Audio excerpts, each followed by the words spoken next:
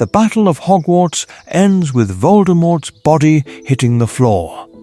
But if we freeze the story at that exact moment, something strange happens. The book lingers in the Great Hall for a few quiet pages, the films give us a brief walk through the rubble, and then we are suddenly on platform 9 3/4, 19 years later, watching middle-aged Harry fuss about Albus's first day at school. That is a massive gap. Bodies are still lined up under sheets in the Great Hall. The Weasleys are gathered around Fred. Students are wandering in shock past shattered staircases and smoking craters. And yet, from a narrative point of view, almost everyone except Harry, Ron, Hermione and Draco just vanishes. We know who lived and who died. But we almost never see what living actually looked like for them the next morning, the next year, or the next decade. Hey everyone, welcome to another deep dive into the Harry Potter timeline. If you haven't checked them out already, then be sure to look at the earlier videos in this series where we tracked how the wizarding world changed across each book and each major conflict. Today, we're finally moving past the battle itself and into the part the films mostly skip.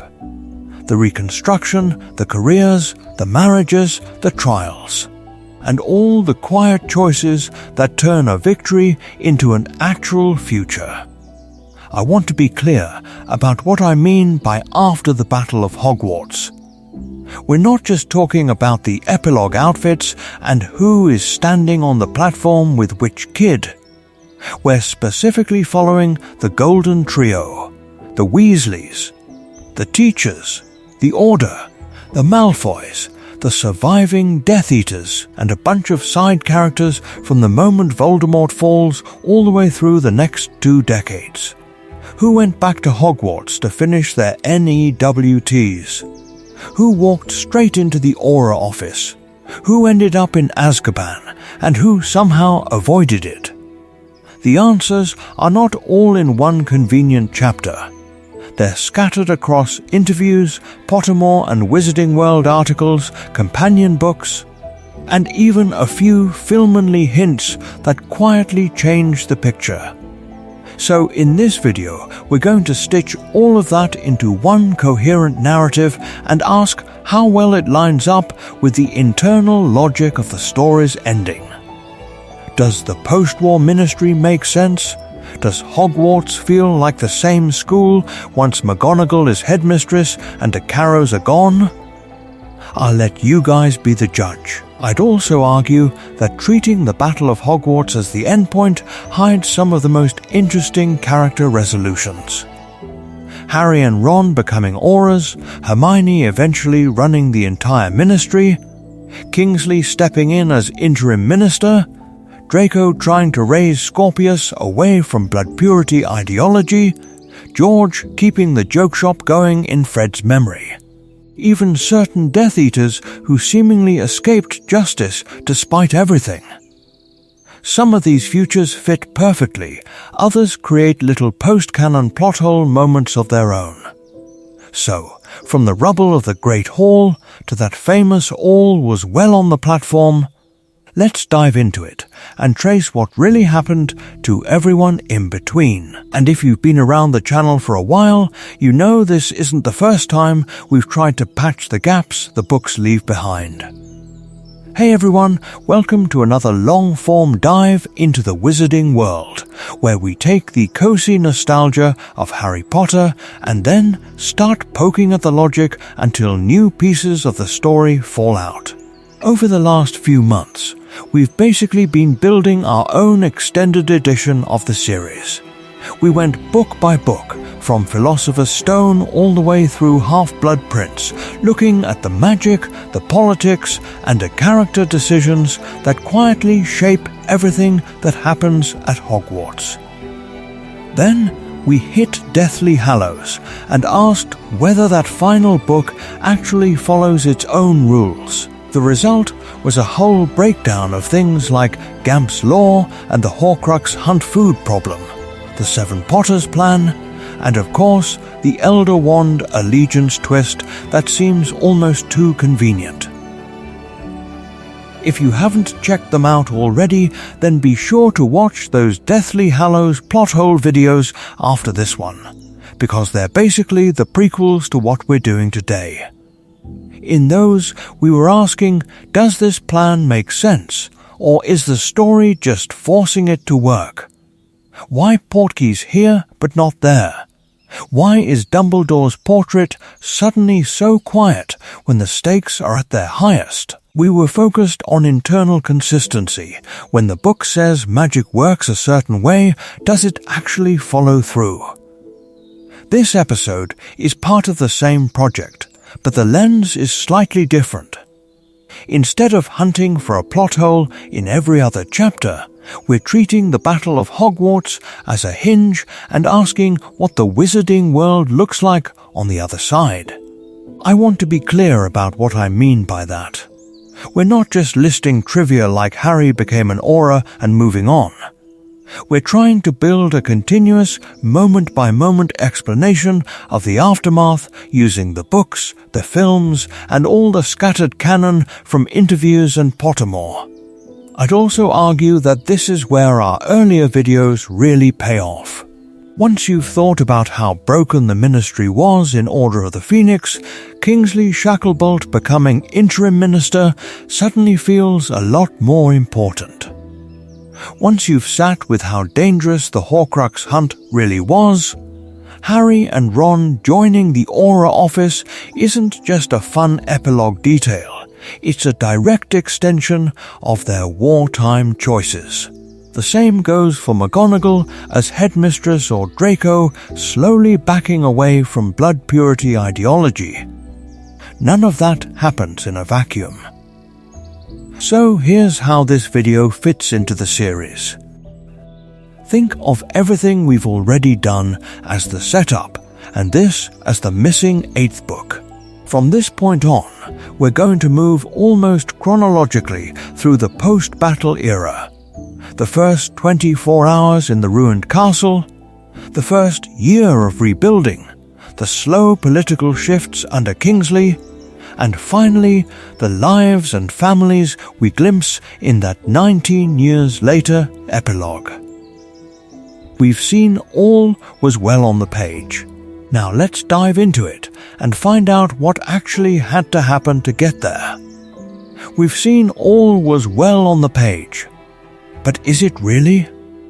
This is where the stakes of the entire saga quietly jump, because what happens after the Battle of Hogwarts doesn't just wrap up loose ends, it decides what the story actually means.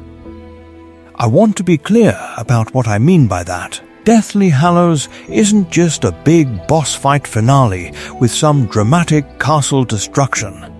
It's the book that has to cash every check the series has been writing since Philosopher's Stone. The prophecy about Harry and Voldemort, the logic of Horcruxes, the Deathly Hallows themselves, the Ministry coup, the fate of Hogwarts as an institution, and the whole blood purity conflict that's been simmering in the background. If those threads don't land in the aftermath, then a lot of the magic and moral weight we've been tracking for 7 books starts to look a bit convenient. The Battle of Hogwarts is the visible climax. Wands out, giants in the courtyard, Molly versus Bellatrix, the Elder Wand twist. But the true resolution of the series? That has to happen after the dust settles, in the political, social and personal rebuilding we mostly never see. Who rebuilds the Ministry after the Death Eaters? How does Kingsley, as interim then permanent minister, actually change laws? What happens to Hogwarts under McGonagall's leadership? Those aren't background details. They're the explanation for whether Voldemort's defeat meant structural change or just a very dramatic night. And this is where individual character fates become so important. Who goes into aura work like Harry and Ron and uses force to hunt down remaining Death Eaters? Who goes into policy and reform like Hermione and tries to fix the logic of the system that allowed a coup in the first place? Who walks away from power entirely like the Malfoys retreating from politics? Who gets redeemed? Who gets punished? And who quietly avoids both? I'd also argue that those outcomes completely reshape how we read the moral arc of the story. Was it about mercy and second chances, or about retribution and prison sentences? The tricky part is that the book, and especially the films, largely skip this rebuilding period. We jump from Voldemort's body on the floor to that 19 years later platform scene with almost nothing in between. So fans end up building a kind of shadow epilogue out of interviews, Pottermore entries, and stray comments. Harry as head of the Aura office, Hermione eventually as Minister for Magic, Draco raising a very different kind of Malfoy. It's no wonder there are contradictions and confusion. The real resolution is scattered across half-canon. So, in this video, we're going to treat those missing years as seriously as the battle itself. Hey everyone, welcome to another deep dive where we test whether the wizarding world actually learned anything. Did Kingsley's ministry dismantle blood purity structures, or just swap out who was in charge? Did Hogwarts change what it teaches after a year of carrows and torture? I'll let you guys be the judge as we track each character's fate, because once we start following them one by one, we hit a much bigger question: what if all was well only looks true from Harry's point of view? So if all was well is only true from Harry's angle, we need to ask something else. Whose version of well are we even using? Because depending on which source you follow, some characters end up with very different lives. Before we dive into individual fates, I want to be clear about what I mean by canon for this breakdown. Our foundation is the original 7 books. Those are the spine of the story, the place where the magic, the logic, and the character arcs are actually built. When the text of Deathly Hallows says someone died on the battlefield, that's fixed. When it says nothing about their future career, that's where things start to branch. On top of the books, we have the films. Now, the movies are not perfect adaptations, but they do sometimes add specific moments the books skip, like showing Lavender Brown's seemingly final fate, or visually confirming which characters are present at the Battle of Hogwarts. When the films directly contradict the books, we'll side with the books. When they fill a gap without breaking anything, we'll occasionally lean on them as a secondary explanation. Then, there's the giant layer of post-publication material. Rowling has spent years answering questions in interviews, website posts, Pottermore and Wizarding World articles, and even on social media. This is where we learn that Harry and Ron became Auras, that Hermione eventually became Minister for Magic, that McGonagall stayed on as headmistress, and that George married Angelina and named a son Fred. These details function like semi-official epilogues. They're not in the book, but they're not random fan guesses either. I'd also argue that this is where the controversy really kicks in. Some fans treat only the 7 novels as true canon and view everything else as retcons layered on after the fact. Others are happy to accept Pottermore bios, Wizarding World essays, and even later plays as long as they don't create a plot hole with the original story. I'll let you guys be the judge of which camp you fall into, but in this video we'll always flag when a detail comes from outside the core books. So here's the loose hierarchy we'll be using. Book text comes first. After that, we'll bring in author commentary and Pottermore-style material to flesh out careers, marriages, and reforms. Below that sit film-only interpretations, like character deaths that are implied visually but never stated in print. And finally, at the very bottom, we have Cursed Child and other extended media. Pattern interrupt for a second. Yes, we are counting Cursed Child, but only as an alternate timeline. When it says something that doesn't clash with the books, we'll mention it as one possible future. When it does clash, we'll treat it as exactly what it feels like, a parallel branch. And headcanon? That's in its own box. When we speculate to plug a gap, we'll tell you it's speculation. Because some big-name characters, including a few fan favorites on both the hero and Death Eater side, have futures that look completely different depending on which canon layer you accept. In the next sections, we'll start tracking them one by one and see just how well things really turned out. So now that we've sorted out what counts as canon, we have to zoom in on the most overlooked stretch of the entire story. The first 24 hours after Voldemort falls. We see the duel, we see the celebration, and then the book basically smash cuts to 19 years later. What actually happens in that missing day is the baseline for every single character arc that follows. Let's dive into it. The night after the battle, Hogwarts is not a triumphant movie freeze frame. It's a war zone. The Great Hall turns into a makeshift morgue and hospital at the same time, with bodies laid out under sheets while Madame Pomfrey and any vaguely competent adult work triage between shattered tables and floating candles. We're told specifically that Fred, Remus, Tonks, and Colin are among the dead. We know Snape has died in the Shrieking Shack. We've just watched Bellatrix and Voldemort themselves disintegrate in front of everyone. The war is won, but visually this is closer to a field hospital than a victory feast. I want to be clear about what I mean by the first 24 hours. We're not talking about long-term rebuilding yet. We're talking about that grim night and the bleary morning after, when families are identifying bodies. The Weasleys are gathered around Fred, and Teddy Lupin becomes an orphan before he's old enough to form a memory. It's the moment when victory feels almost abstract compared to the very physical list of who didn't make it.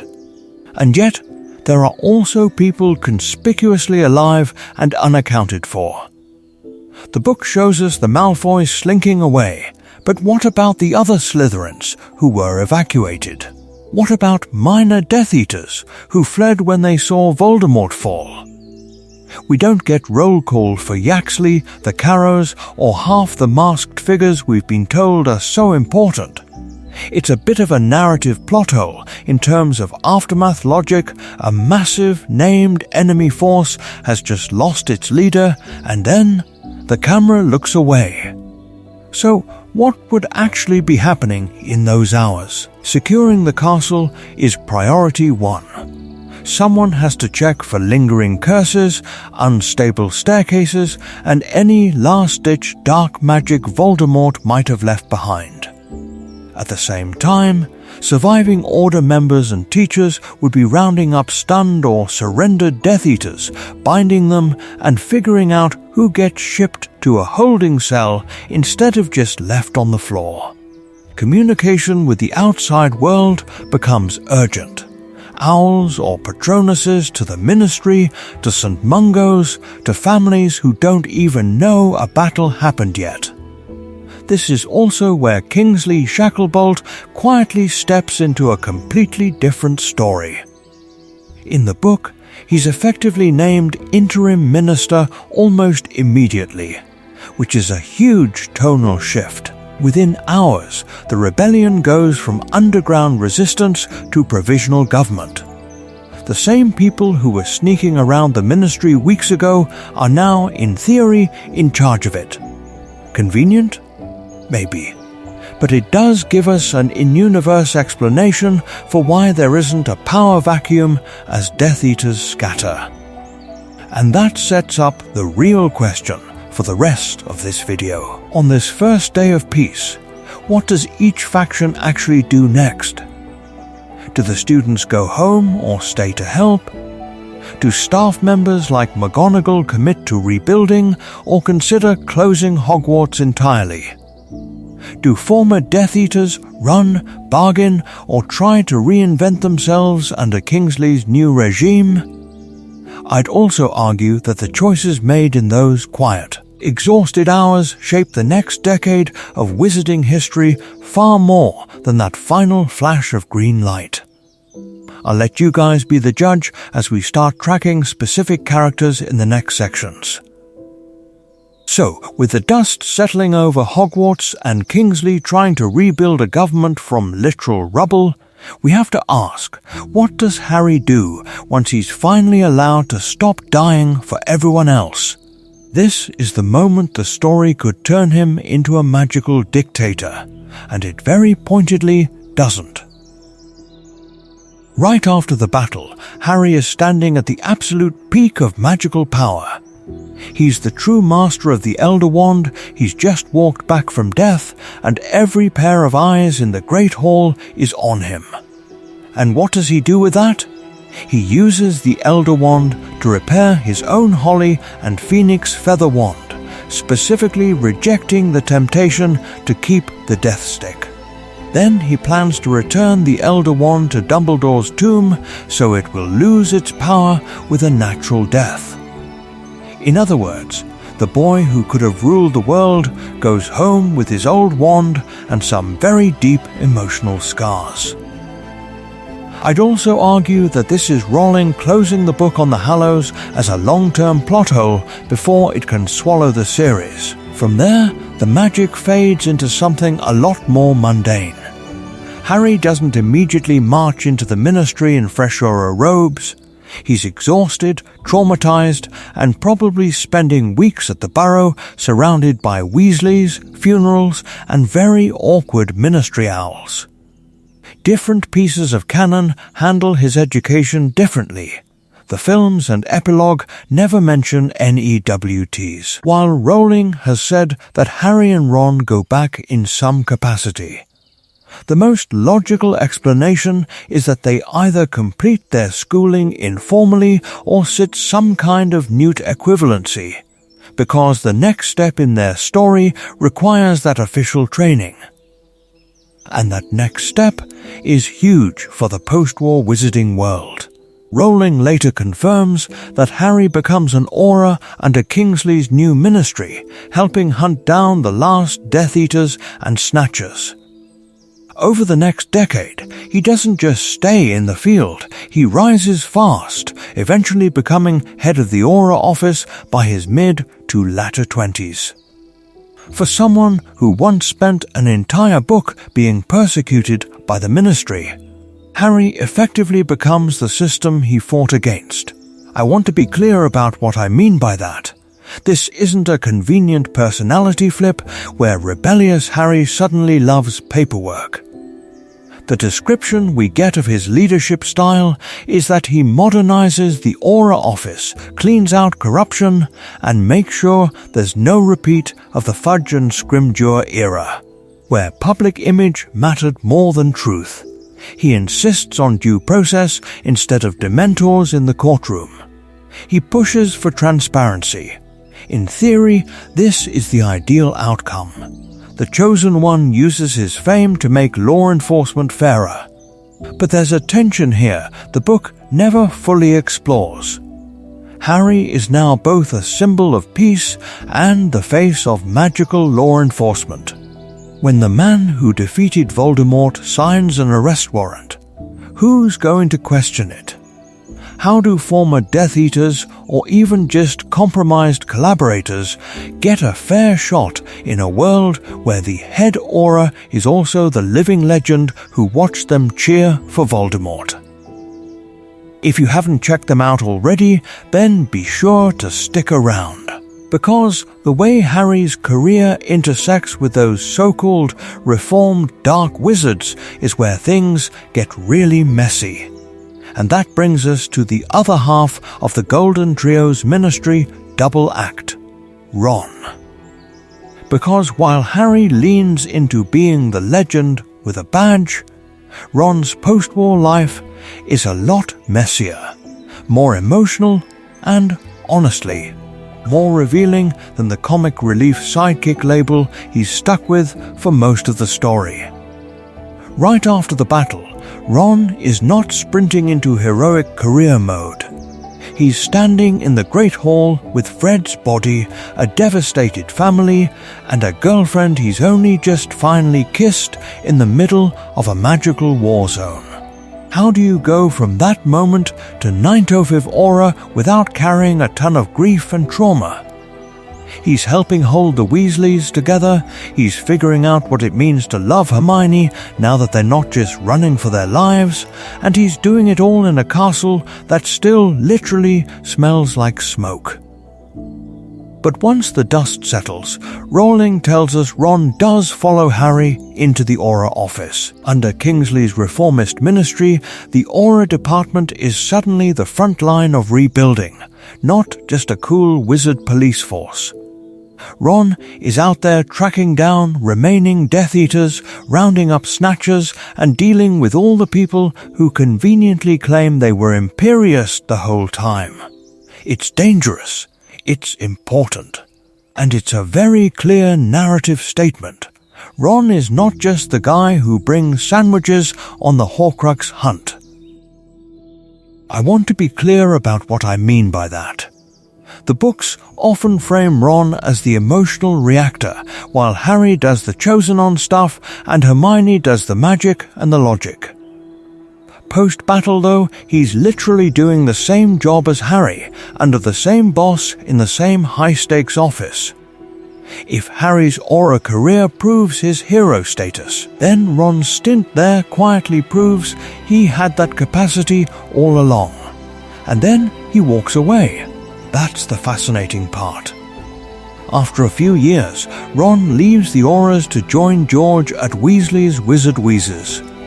On paper, that can sound like a downgrade, from elite dark wizard hunter to joke shop cooner. But in the context of his character, it actually makes a lot of sense.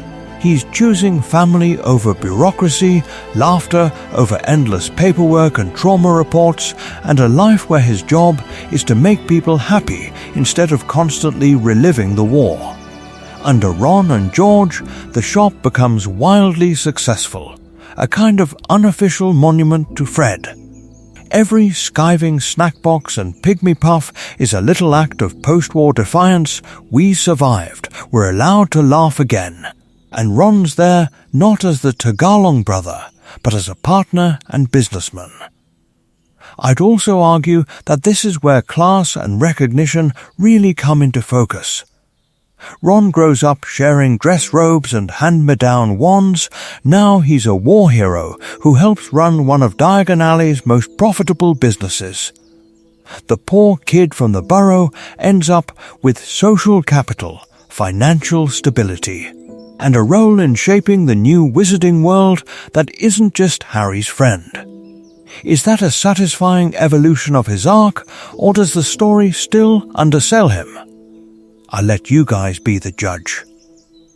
Because next, we need to look at Hermione, whose path takes almost the opposite route, from outsider bookworm to the literal person writing the laws everyone else has to live by. Hermione's arc after the battle is what happens when the swotty side character quietly picks up a whole broken country and starts doing the paperwork. While Harry is being hailed as the chosen one and Ron is trying to remember what sleep feels like, Hermione's immediate priorities are almost aggressively unglamorous. She's the one we can imagine in a back room at Hogwarts or the Ministry, cataloguing war crimes, taking statements from Muggle-borns who were hunted by the Muggle-born Registration Commission, and making sure there's an actual legal record of what the Carrows and Umbridge did. I want to be clear about what I mean by that. The book doesn't walk us through a formal wizarding Nuremberg, but if anyone is insisting that we need evidence, timelines, signed testimonies, it's Hermione. She's the person who would help former students challenge their expulsion records, argue that snapped wands and seized property be restored, and push Kingsley to prioritize legal protection for Muggle-borns over the more convenient option of just saying Voldemort's gone, we're fine now. It's not flashy magic, but it's the kind of logic-driven clean-up-the-story skips. And then she does something the films quietly erase, but Rowling specifically confirms: she goes back to school. Unlike Harry and Ron, Hermione returns to Hogwarts to properly complete her 7th year and sit her NEWTs. That choice matters. It tells us she doesn't just want moral authority as a war hero, she wants formal expertise. In a world where people love to say books and cleverness like it's a weakness, she doubles down and says, actually, qualifications are important if you're going to rewrite the system. From there, her ministry career is almost a case study in how to turn teenage activism into institutional power. She starts in the department for the regulation and control of magical creatures, which is such a perfect SPEW glow-up that it almost feels like a retcon. But it tracks. This is where she can finally push for house elf protections, werewolf employment rights, and goblin representation with actual legal teeth instead of knitted hats. I'd also argue that this is Hermione testing how far the post-war government will really go when equality stops being a slogan and becomes line items in legislation. Then comes the shift to the Department of Magical Law Enforcement, and that's the pattern interrupt in her story. We go from Hermione the activist to Hermione the architect of wizarding law. Rowling later confirms that she eventually becomes Minister for Magic, inheriting and expanding Kingsley's reforms. Under her, Azkaban is rethought, not just as a Dementor-free prison, but as part of a justice system that has to admit it enabled Voldemort. Pure blood bias gets dismantled not only socially but structurally in hiring practices, school policy, even international cooperation. And here's where it gets really interesting for the trio dynamic. You've got Hermione with political power, Harry with aura authority as head of the Aura Office, and Ron with entrepreneurial and cultural influence from Weasley's Wizard Wheezers. Together, they're basically a soft power trifecta. Is that a plot hole in terms of how neatly the story hands them the keys to everything, or is it a logical extension of what they fought for? I'll let you guys be the judge. Because once we've mapped out the Golden Trio's new roles, we have to ask what happens to everyone watching them from the sidelines. The survivors who don't get neat job titles in the epilogue, and one of the clearest examples of that is someone who spends a lot of the story literally watching from the stands. Ginny Weasley isn't in the room drawing up ministry reforms, but she's absolutely shaping what the post-battle world looks like. Not just as Harry's future wife, but as a fighter, a professional athlete, and eventually a public voice. Before we dive in, we need to rewind to the Battle of Hogwarts itself, because the films especially flatten Ginny's role there. In the book, she's not tucked safely away, she's in the Dar, she's breaking into Hogwarts under Snape's regime, and she's on the front lines. That moment where she's dueling Bellatrix alongside Hermione and Luna is important. The story briefly frames her as part of a female dueling trio mirroring the Golden Trio, and it reminds us that Ginny has been training for this since the Department of Mysteries. I want to be clear about what I mean by that. Ginny isn't just a love interest who happens to be present in the final battle. She's a character whose arc moves from possessed first-year victim to someone who stares down one of Voldemort's most sadistic followers. When Molly steps in with the famous "Not my daughter" line, it only lands because Ginny has already proven she belongs in that fight. Without that build-up, the moment feels seemingly convenient. With it, there's real emotional logic. After the war, Rowling later confirmed something the books had been quietly setting up for years. Ginny goes pro. She joins the Holyhead Harpies as a chaser, which is basically the most Ginny Weasley thing imaginable. All that backyard Quidditch, all those scenes where she's the only one who can get a goal past Ron, suddenly pay off. It's one of the few post-battle careers that actually feels like a natural extension of the character rather than a trivia answer. From there, her path takes another interesting turn. Ginny eventually retires from professional play, not to vanish into domestic life, but to become the Daily Prophet's Quidditch correspondent. I'd also argue that's a bigger deal than it first appears. In a wizarding media landscape that's been corrupt, biased, or just incompetent for most of the series, putting a former Harpy and former Rebel in a high-visibility role is quietly radical. She gets a public platform, she shapes how the sport is talked about, and she's not just Mrs. Potter in a cottage somewhere. Of course, Ginny and Harry do build a family, and the epilogue gives us the headline: James Sirius, Albus Severus, and Lily Luna. Their household is a kind of controlled experiment in what a healthier Potter legacy looks like. No locked broom cupboards, no Dursley-style neglect, but also no attempt to pretend the past didn't happen. They name their kids after the dead and the complicated, and they send them to a Hogwarts that's trying to be better than the one Harry knew. Does that fix everything? Probably not. But it's an important symbolic reset.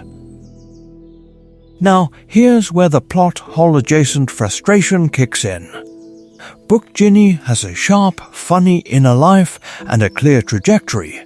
Film Ginny is generously underwritten. The movies strip out most of her leadership, downplay her Quidditch skill, and leave a lot of viewers wondering why this quiet background character suddenly marries the chosen one. That gap between page and screen is going to matter later, because when we compare book versus film futures for several characters, Ginny might be the single biggest casualty of adaptation logic.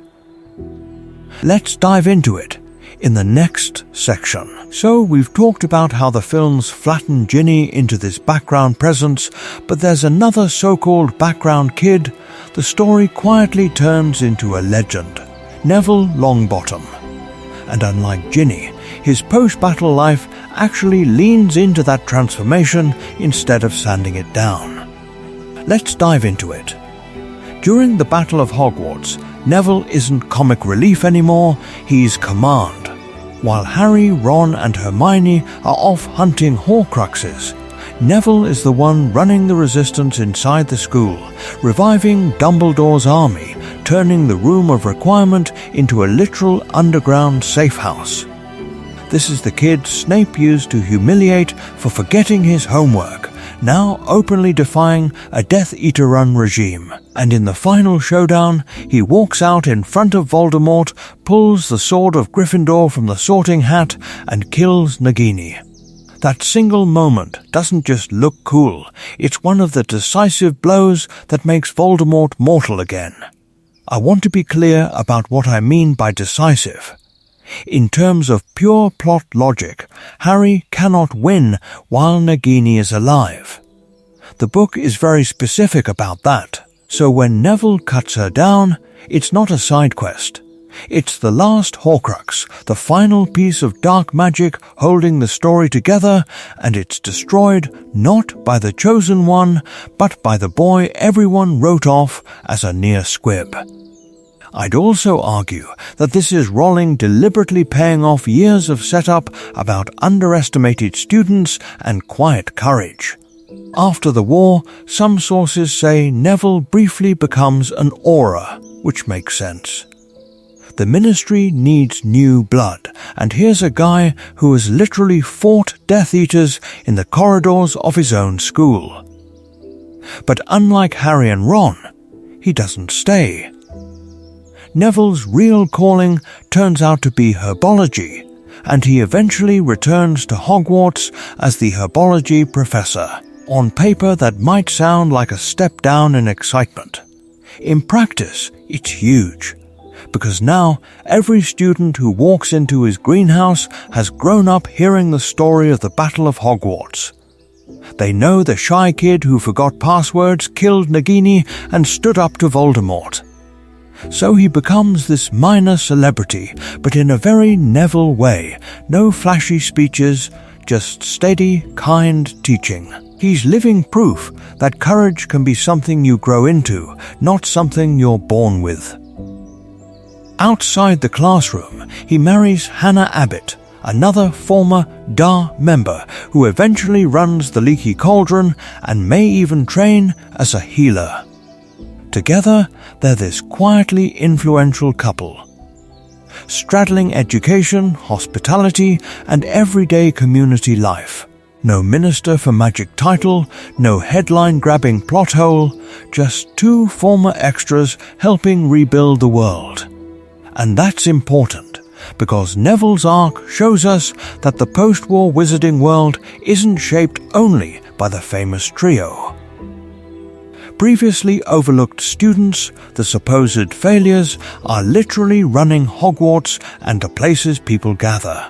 But if Neville represents the triumph of the underdog, what happens when we look at characters whose futures are a lot murkier, or even contradictory, depending on which version of canon you follow?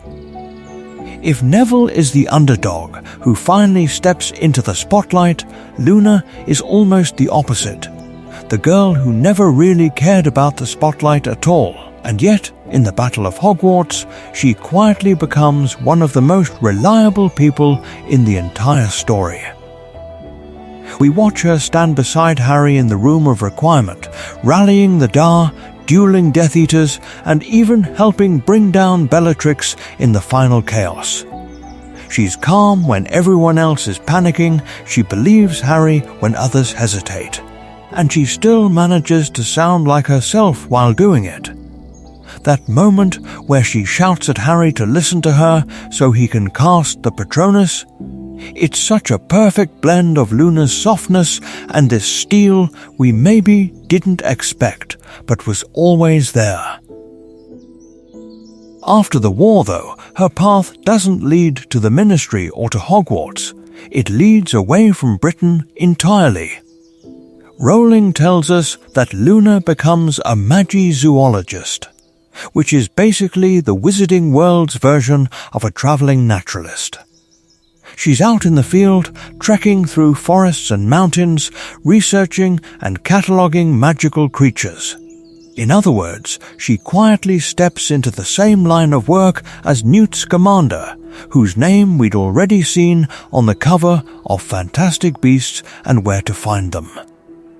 I want to be clear about what I mean by that comparison. This isn't just a convenient Easter egg. It actually makes a lot of character sense. Luna has always been fascinated by the edges of magic, the things other people dismiss as unimportant or imaginary. Turning that curiosity into a career is one of the most satisfying pieces of post-war logic we get. And then, of course, she meets Rolf Scamander, Newt's grandson. Rowling confirms that they eventually marry, But their relationship doesn't read like a traditional happily ever after where Luna settles down and becomes someone she never was. Instead, we're told they travel together, partners in exploration and research, crisscrossing the globe in search of rare creatures.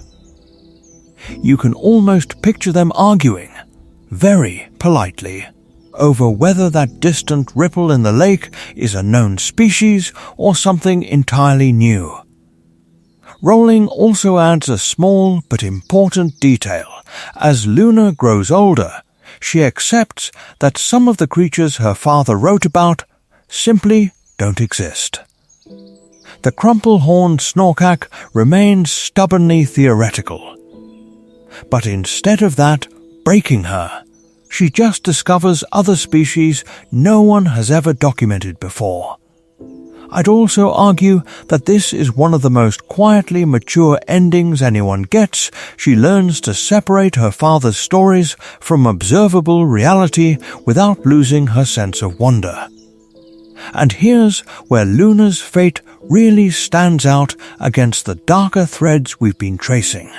While Harry and Ron dive into aura work, and while other survivors are pulled into politics, trials, or lingering trauma, Luna's storyline suggests something else survived the war too. Curiosity, kindness, and the willingness to look at the world and ask, what else is out there? In a book so focused on death, her future is a reminder that the post-war wizarding world isn't just about rebuilding institutions, it's about rediscovering joy. I'll let you guys be the judge, but that gentle, wandering epilogue might be one of the most healing outcomes we get. Of course, not every character gets something that balanced. Some futures are messier, contradictory, or even a little unsettling. And that's where we need to turn next. And that brings us to the family that almost embodies that messiness all by themselves, the Weasleys.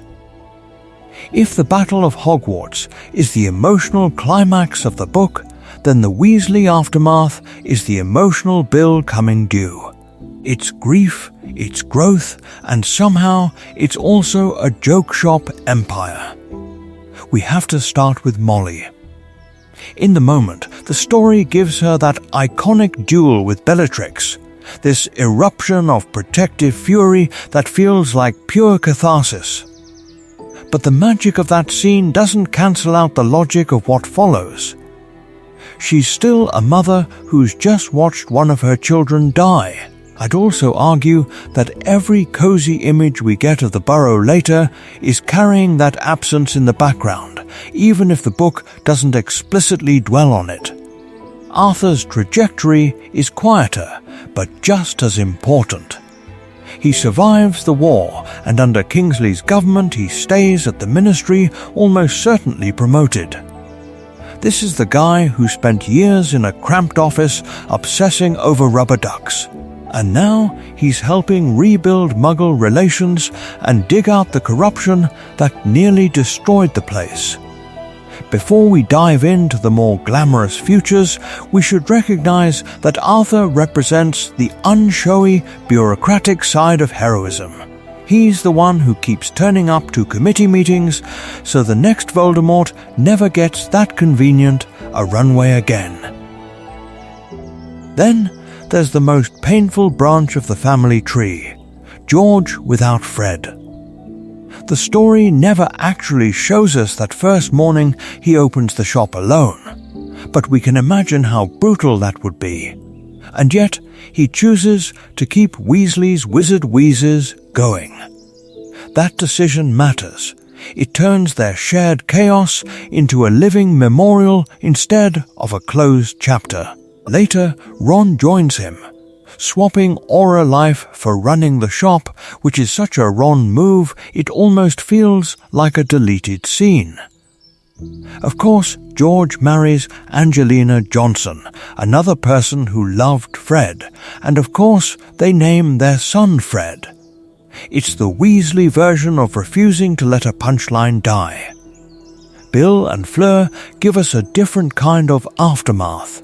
They stay at Shell Cottage, the same place that sheltered the trio and Griphook, raising their children while Bill continues his work with Gringotts. I want to be clear about what I mean by bridge here. Bill isn't just a cool older brother with a ponytail.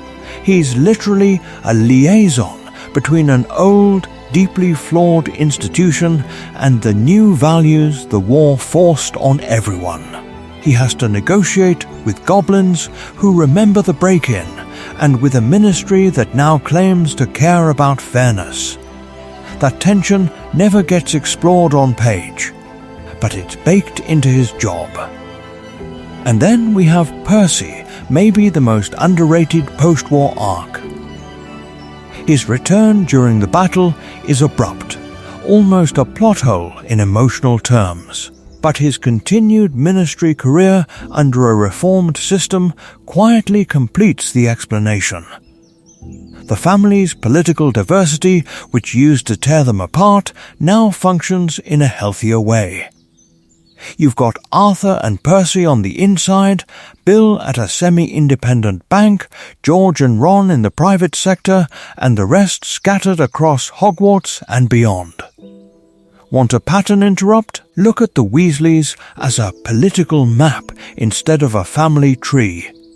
Suddenly, they're not just side characters, they're the test case for whether this new world actually works. If you haven't checked them out already, then be sure to keep watching, because once we've mapped the Weasleys, we need to turn to a very different clan whose survival raises a whole new set of questions. The Malfoys. And if the Weasleys are our political map, Hogwarts itself is the terrain those politics have to cross. You can't rebuild a society without rebuilding the school that literally trained every major player in the story. So let's dive into it. What happens when the castle that survived a millennium wakes up after one night of absolute war? In the chaos of the battle, McGonagall is already acting like headmistress in everything but name. She duels Snape, rallies the suits of armor, coordinates the defenses, and starts evacuations while the walls are still shaking. This is the important moment where the narrative quietly hands her the keys. Dumbledore is gone, Snape is exposed, the Carrows are out. And there's only one adult everyone instinctively turns to for orders. By sunrise, she isn't just the Transfiguration professor anymore, she's the de facto leader of a shattered school. After Voldemort falls, the book doesn't linger on the logistics, but the logic basically demands that McGonagall takes formal control. Rowling later confirms she becomes official headmistress. And we see her still there in the cursed child era, which means she holds that office for years, probably spanning at least part of Albus Potter and Scorpius Malfoy's time. I want to be clear about what I mean by that. Hogwarts doesn't just reopen next term like nothing happened. It enters a long McGonagall era, where stability is the whole point. So what does that actually look like on the ground? Under a woman who watched 2 wars and saw dark arts taught as a core subject, the curriculum almost has to change. Defense against the dark arts finally stabilizes, but we can imagine a much harder line against anything that glamorizes dark magic. Muggle studies, which was turned into propaganda under the Carrows, likely swings the other way, serious, respectful, maybe even mandatory for a while. Ethics, consent in magic, the politics of blood status, these suddenly aren't side topics, they're survival skills. I'd also argue that Hogwarts under McGonagall becomes more open to non-human beings in a way that would have made old pure blood families deeply uncomfortable. Firenze is allowed to teach divination, then partially reintegrates with his herd, which suggests an ongoing dialogue between centaurs and a school. Hagrid stays on as gamekeeper and care of magical creatures professor, now as a war hero whose very existence undercuts blood prejudice every single lesson. Slughorn, having picked the winning side twice, quietly retires back into comfort, which is maybe the most Slughorn ending possible. But there's one structural problem Hogwarts can't fix just by changing textbooks.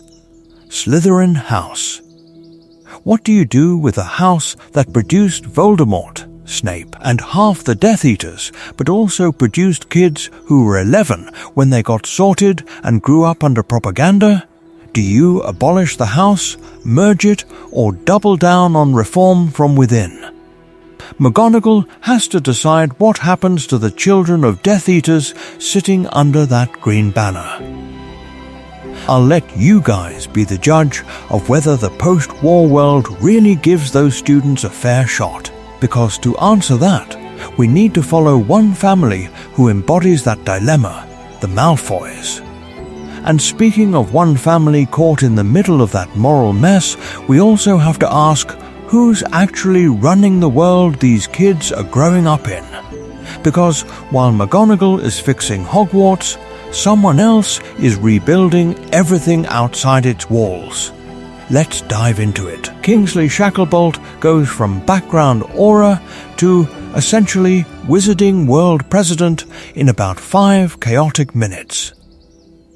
During the Battle of Hogwarts, he's dueling Death Eaters in the Great Hall, coordinating the Order and holding the line against Voldemort's forces. The moment Voldemort falls and the old regime literally dies on the floor of the castle, Kingsley is named Interim Minister for Magic.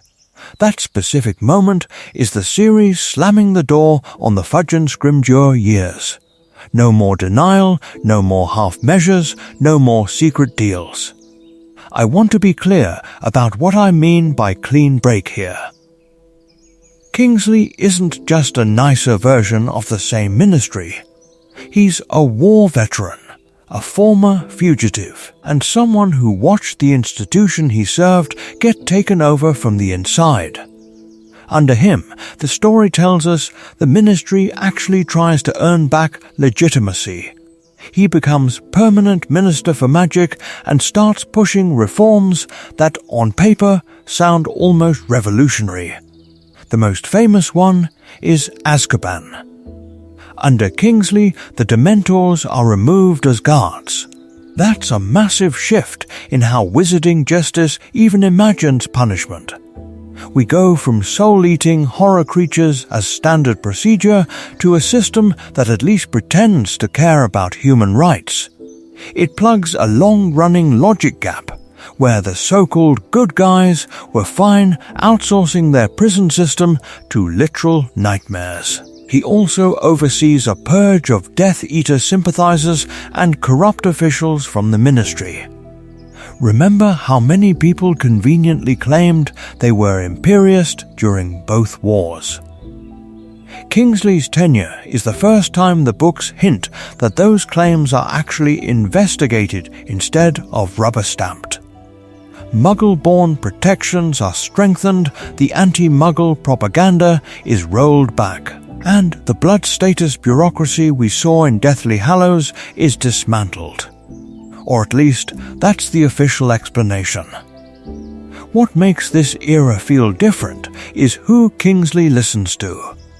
He collaborates with Harry in the Auror office, with Hermione in her ministry reform work, and with Arthur Weasley as a kind of built-in conscience for Muggle relations. For once, political leadership, law enforcement, and the grassroots reformers are actually on the same side.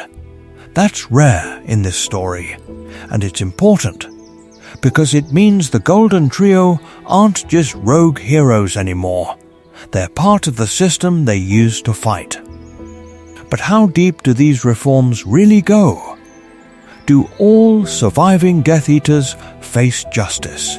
Or do some slip back into comfortable jobs with new rhetoric and a same old money?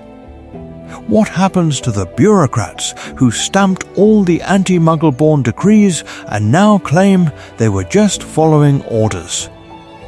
I'd also argue that to answer those questions, we have to zoom in on the people who benefited most from the old world and somehow survived the new one, the Malfoys. And their post-war fate is where things get a lot more complicated.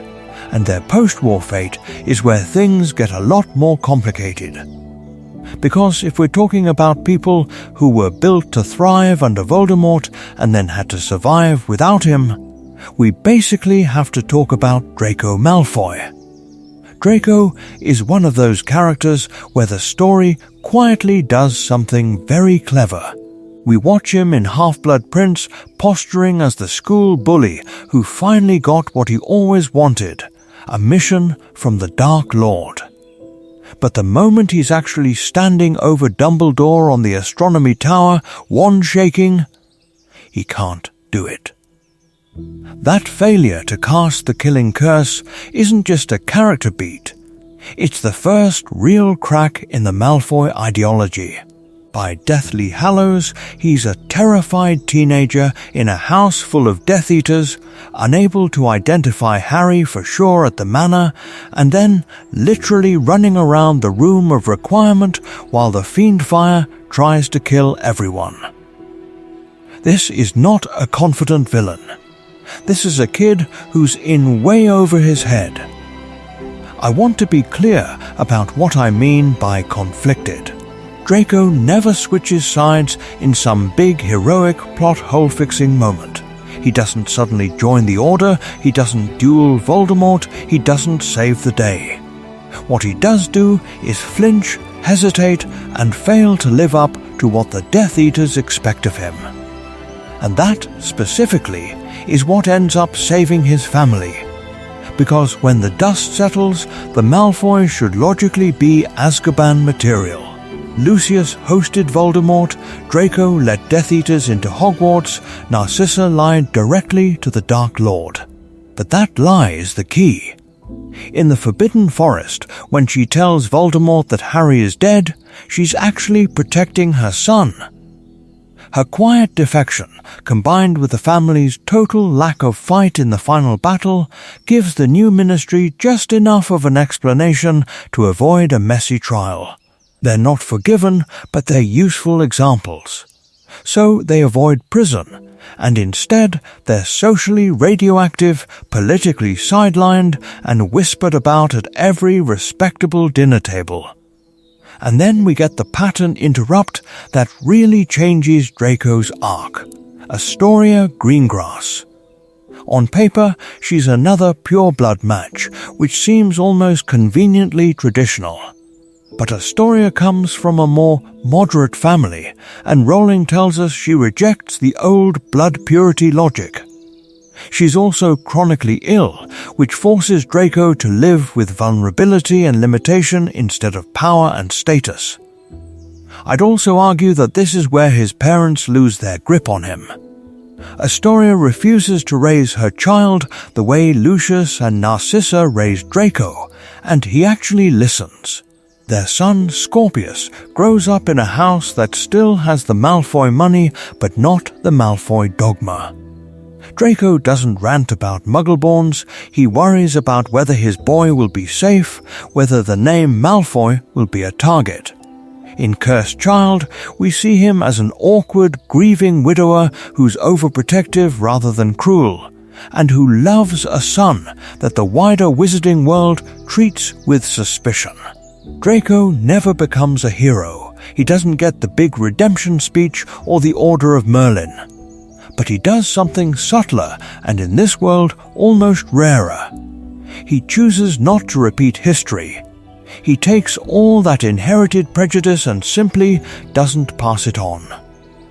I'll let you guys be the judge of how successful that really is, especially given the messiness of Cursed Child canon. But as we move to the next generation at Hogwarts, we have to ask, what happens when the children of Death Eaters sit next to the children of war heroes in class?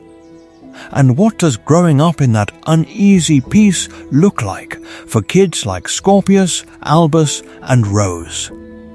And once we start thinking about those classrooms full of war legacies, we kind of have to talk about the most controversial family in the room, the Malfoys.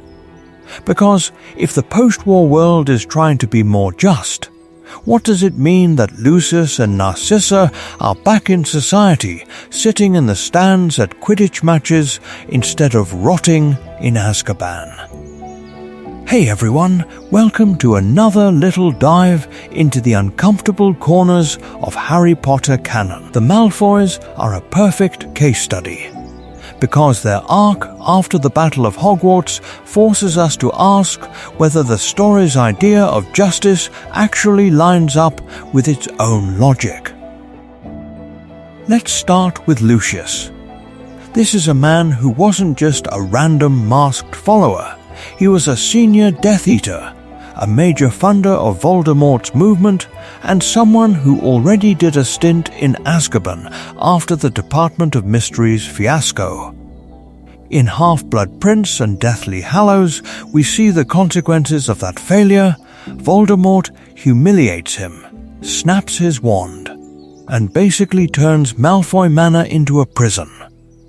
By the final book, Lucius's priorities have collapsed into one thing only, and that's Draco.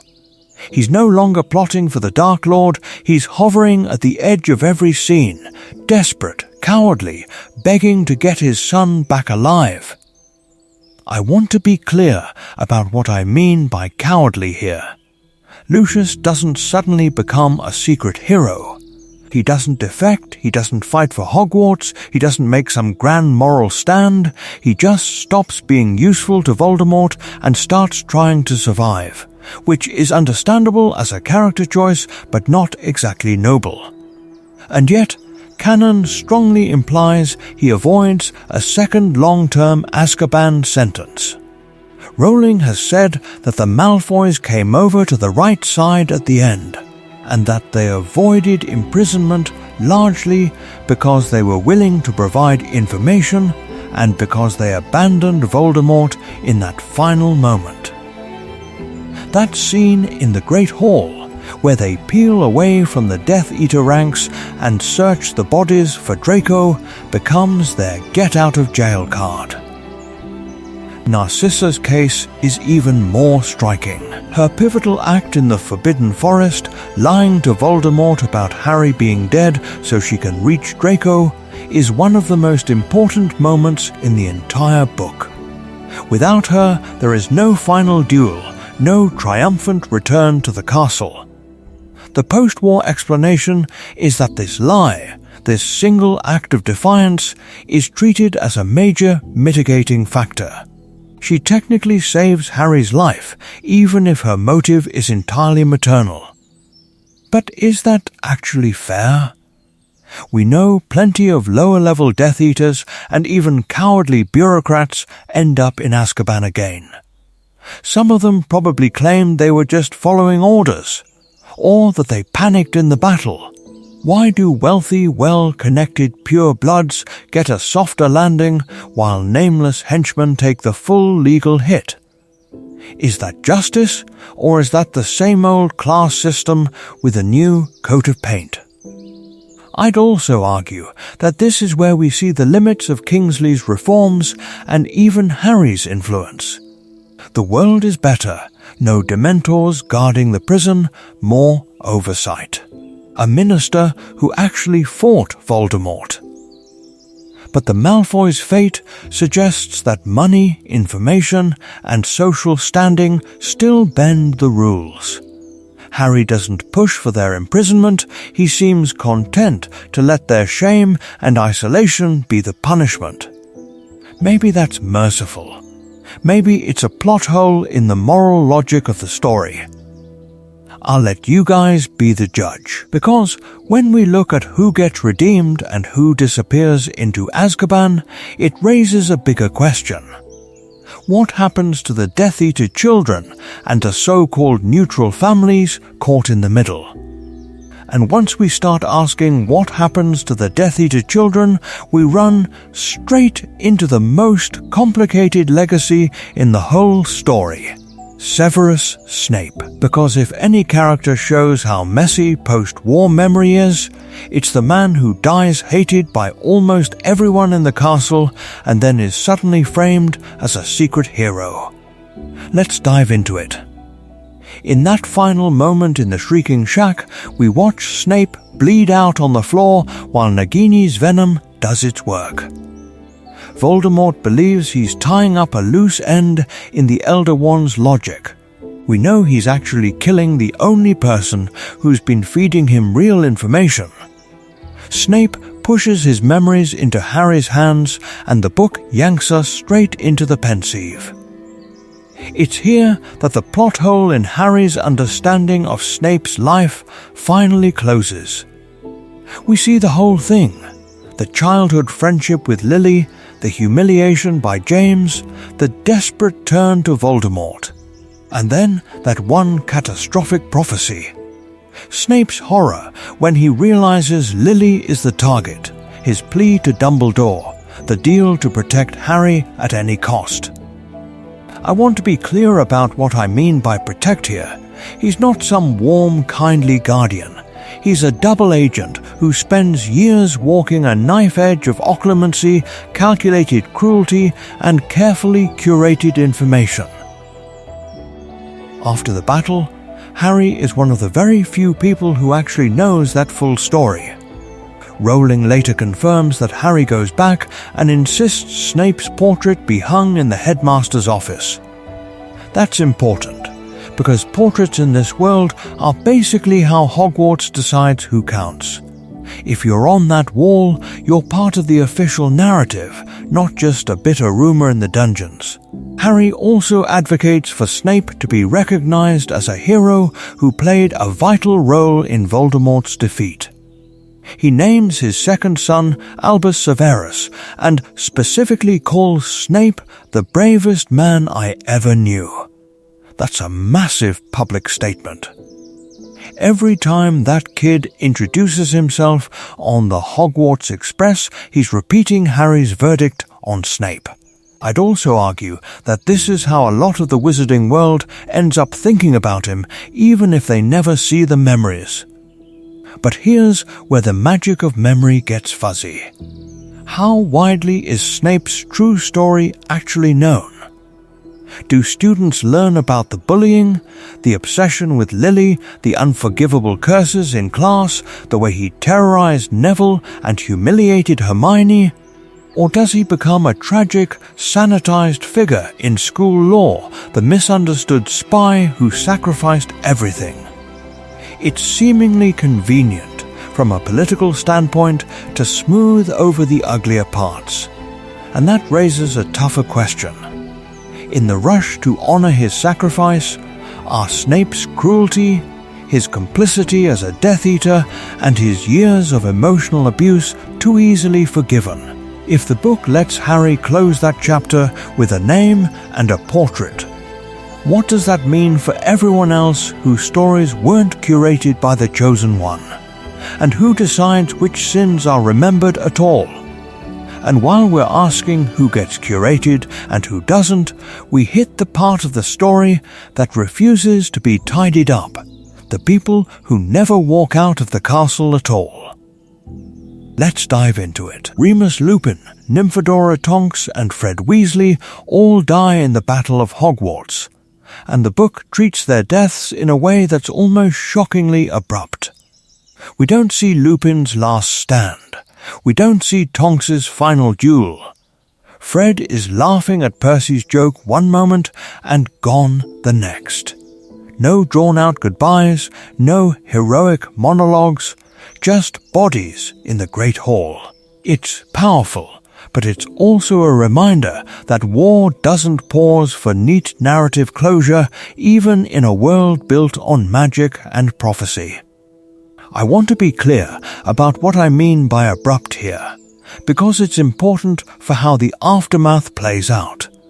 The book gives us the emotional impact in quick, concentrated bursts, Mrs. Weasley's scream, George's silence. But then the plot has to move on to Voldemort, the Forest, the Elder Wand.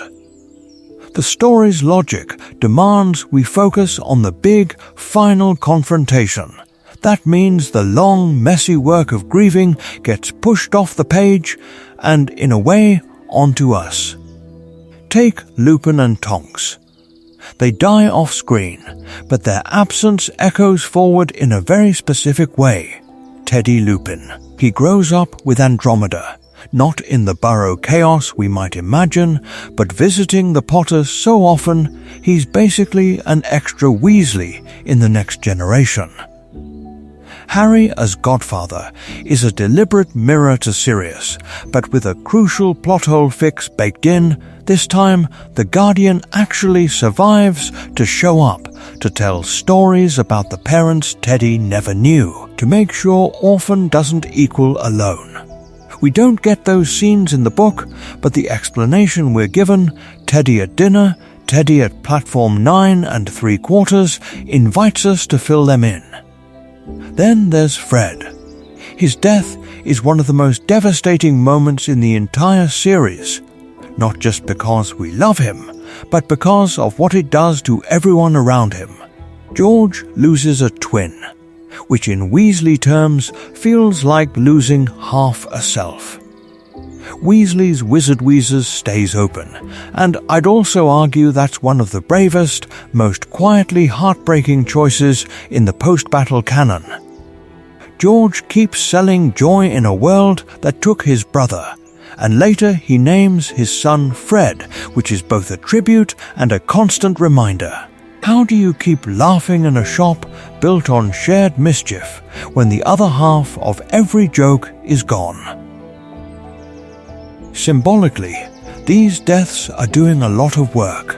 A werewolf who finally found acceptance, an aura who fought fascism from inside the system, and the walking embodiment of Weasley joy all fall in the last push against Voldemort. I'll let you guys be the judge of whether that feels a little convenient thematically, but it underlines something the epilogue can't totally smooth over. Every All Was Well sits on top of empty chairs at family dinners, unopened joke prototypes, and a boy who only knows his parents through second-hand memories. Before we dive into the careers, marriages, and ministry reforms, we have to carry that cost with us, or the happy endings we're about to talk through don't actually mean very much at all. So once the dust settles and the bodies are counted, we hit this really interesting pivot point. What do you do with an army when the war is over? We've carried the cost. Now we have to look at the people who actually survived paying it, especially the Order of the Phoenix. I want to be clear about what I mean by Order survivors here. We're talking about that core group we've been following for multiple books: Kingsley Shacklebolt, Arthur and Molly Weasley, Bill and Fleur, Minerva McGonagall, Hagrid, Aberforth, plus figures like Lupin's old comrades and the remaining teachers. These are the adults who spent years operating as an underground resistance. And then, almost overnight, they become the establishment. That's a wild identity shift, right? Kingsley is the clearest example. By the end of Deathly Hallows, he's interim minister for magic. Later, canon makes that permanent. The man who was sneaking around the ministry, feeding the Order intel, is suddenly the face of official wizarding authority. Arthur Weasley, who once worked in a tiny, slightly mocked Muggle artifacts office, ends up helping rebuild the ministry from the inside, pushing for Muggle rights and anti-dark arts legislation. The plot hole the book never really addresses is how emotionally messy that must be. These are people who watched colleagues die in those very corridors, and now they're passing memos there. Then we've got Hogwarts itself, And that's where McGonagall and Hagrid come in. McGonagall becomes headmistress, which feels almost inevitable, but it's important to remember she's also a war commander trying to turn a battlefield back into a school. Hagrid stays on as gamekeeper and care of magical creatures professor, and I'd also argue that he becomes something else too. Living memory. Imagine being a post-war first year and having Hagrid casually mention the time your mum stunned a Death Eater on the front lawn. He's a walking, slightly oversized history book. On the quieter end of the spectrum, we have Molly and Arthur stepping back from frontline danger. Molly, who just dueled Bellatrix to the death in one of the most intense moments of the story, returns to the Burrow, where the battles are now over homework, house repairs, and eventually grandchildren. They don't retire from politics entirely, with their son as a key ministry figure and their home a long-time order hub. They're still plugged in. But the focus shifts to healing the family, telling stories about Fred without breaking, and helping the next generation grow up in a world that supposedly won't need an order. And then there's Aberforth Dumbledore. He survives, of course, and seemingly slips right back behind the bar at the Hog's Head. It's very easy to imagine Kingsley's new ministry using that pub as an unofficial listening post, with Aberforth as a gruff, uncredited contact. No glory, just information. If you haven't checked them out already, then be sure to notice how this all sets up a generational handoff. The Order's veterans become mentors, portraits, and half-whispered legends for kids who only know Voldemort as a chapter in history of magic. Is that enough to stop the cycle, or is it just the calm between storms? I'll let you guys be the judge as we move into what happens with the younger heroes who inherit that rebuilt world. And speaking of that rebuilt world, there's one person we absolutely cannot skip. Because if the next generation is supposed to trust the ministry again, we have to ask, what happens to the woman who turned it into a pink cardigan police state? Let's dive into it. Dolores Jane Umbridge. In a story full of literal Death Eaters, she's the one villain who feels uncomfortably real. During the Muggleborn Registration Commission, she isn't imperious, she isn't coerced, she isn't even pretending. She is enthusiastically signing off on interrogations, wand confiscations, and those sham trials where people like Mary Catamole are told they stole their magic. She weaponizes the law itself, which is important because that's exactly what comes back to bite her. I want to be clear about what I mean by that.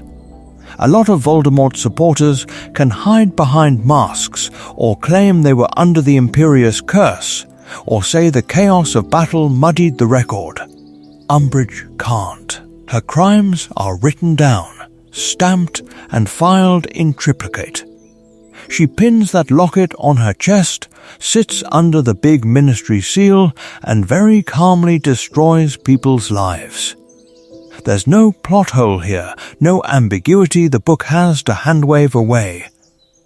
Rowling has actually confirmed, outside the main story, that once Kingsley takes over, Umbridge is arrested, tried, and sent to Azkaban for her abuse of power and her persecution of Muggleborns. Not house arrest, not a quiet resignation, actual prison. In a series that is sometimes weirdly forgiving to certain characters, that's a strikingly direct outcome, and it tells us a lot about how the new regime wants to present itself. Because symbolically, this is very satisfying. Of all the villains, Umbridge is the one we watch operate through legitimate channels. She isn't dueling in a graveyard, she's stamping forms and twisting regulations. So when Kingsley's ministry puts her on trial, it's not just punishing one person, It's putting the old system on trial. This is the government saying, on paper and in public, that what she did was not just morally wrong, but legally wrong. And if Umbridge goes down, who else probably follows? We're never given a full list, but the logic is pretty clear. Other Commission officials, snatchers who rounded up Muggleborns, the more visible Death Eaters who can't plausibly claim coercion, they almost certainly face similar hearings. If you haven't checked them out already, then be sure to notice how many minor villains the book leaves unnamed at the end. Umbridge becomes the benchmark that lets us infer their fates. But I'd also argue that her Azkaban sentence highlights how uneven that justice really is. Umbridge, a middle-class bureaucrat with no dark mark, is locked away, while the Malfoys, old money collaborators at the very center of Voldemort's inner circle, avoid prison through a combination of last-minute defection and political usefulness. Is that fair? Or just convenient for the post-war order? Want to see how that double standard plays out for the Malfoys themselves and what that says about who really wins after the battle? That's where we're headed next. And that double standard doesn't just apply to the Malfoys. Once we zoom out from the famous families, things get a lot murkier. Because for every Lucius cutting a deal, there are a dozen lesser-known Death Eaters who basically vanish from the story the second Voldemort hits the floor. So let's dive into it. What actually happens to people like Alecto and Amicus Carrow, or Corbin Yaxley, or the random masked torturers we see at the Muggleborn Registration Commission? We know their roles during the war really clearly. The Carrows turn Hogwarts into a state-sponsored torture camp. Yaxley infiltrates the Ministry and helps stage the coup. Others, like Travers, Rowell and Selwyn, are out there raiding homes and hunting the trio. Then the battle ends, and canon just quietly closes the curtain. We do have a few solid anchors. Some Death Eaters die on page, Bellatrix, Dolohov, Greyback is heavily implied to be taken down, and a bunch of unnamed followers fall in the chaos. Others are explicitly captured when Voldemort's protection breaks and the defenders rally. Kingsley becomes interim minister, and we're told he keeps the Auror office busy rounding up survivors. Harry, now the most important eyewitness in the wizarding world, gives testimony that helps sort out who did what. I want to be clear about what I mean by sort out. This isn't some neat, perfectly logical, magical truth commission. We're talking about a ministry that was infiltrated months ago, now trying to rebuild while also holding war crimes trials. So what criteria do they even use? Level of direct violence is an obvious one. Alecto and Amicus, who physically torture children, are almost certainly looking at Azkaban for life. Yaxley, who helped overthrow the Ministry and enforce blood laws, is right there with them. But then we get into the grey areas. Did someone claim the Imperious Curse again? Were there minor sympathizers who attended meetings but never cast an unforgivable? How much weight does I renounce Voldemort now that he's dead actually carry? We know from the First War that the Imperious defense is a seemingly convenient loophole, and I'd also argue that Kingsley's ministry is stricter but still pragmatic. They need stability. They need people to go back to work. Here's the pattern interrupt. What if some of them just walk away? Not through a formal pardon, not through a big dramatic moment, but by quietly burning their masks, changing their names, and blending back into wizarding society. The book never says that happens, but it never says it doesn't either, and in a world with no magical CCTV and a lot of chaos, the logic almost demands that a few lower-level followers slip through the cracks. Rowling keeps a lot of this deliberately vague. If you haven't checked them out already, then be sure to look at her post-book interviews. She talks about major characters' careers, but almost never circles back to the Carrows or Yaxley. Turning the epilogue into a legal procedural would kill the emotional momentum, but the trade-off is a whole shadow cast of unaccounted villains. I'll let you guys be the judge of whether that's a plot hole or just an uncomfortable truth about post-war justice. And that brings us to the next layer of fallout, not just who's punished, but who's allowed to quietly rebuild their reputation in the New World Order. And that brings us to the next layer of fallout, not just who's punished, but who's allowed to quietly rebuild their reputation in the New World Order. Because if we zoom the camera out even further, there's an even bigger blind spot in this so-called happy ending.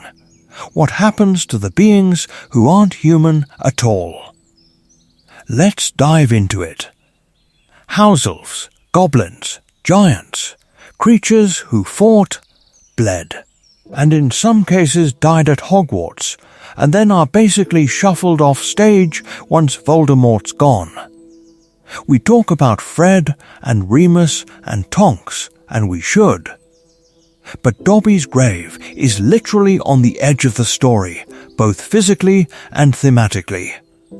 He dies freeing Harry from Malfoy Manor, and the book gives him this beautiful, quiet send-off. Yet, after that, house elves as a group almost vanish from the post-war conversation. Kreacher is another huge example. In that final charge through the Great Hall, he leads the Hogwarts elves into battle with knives and frying pans, screaming for Master Regulus. It's one of the most metal moments in the entire series.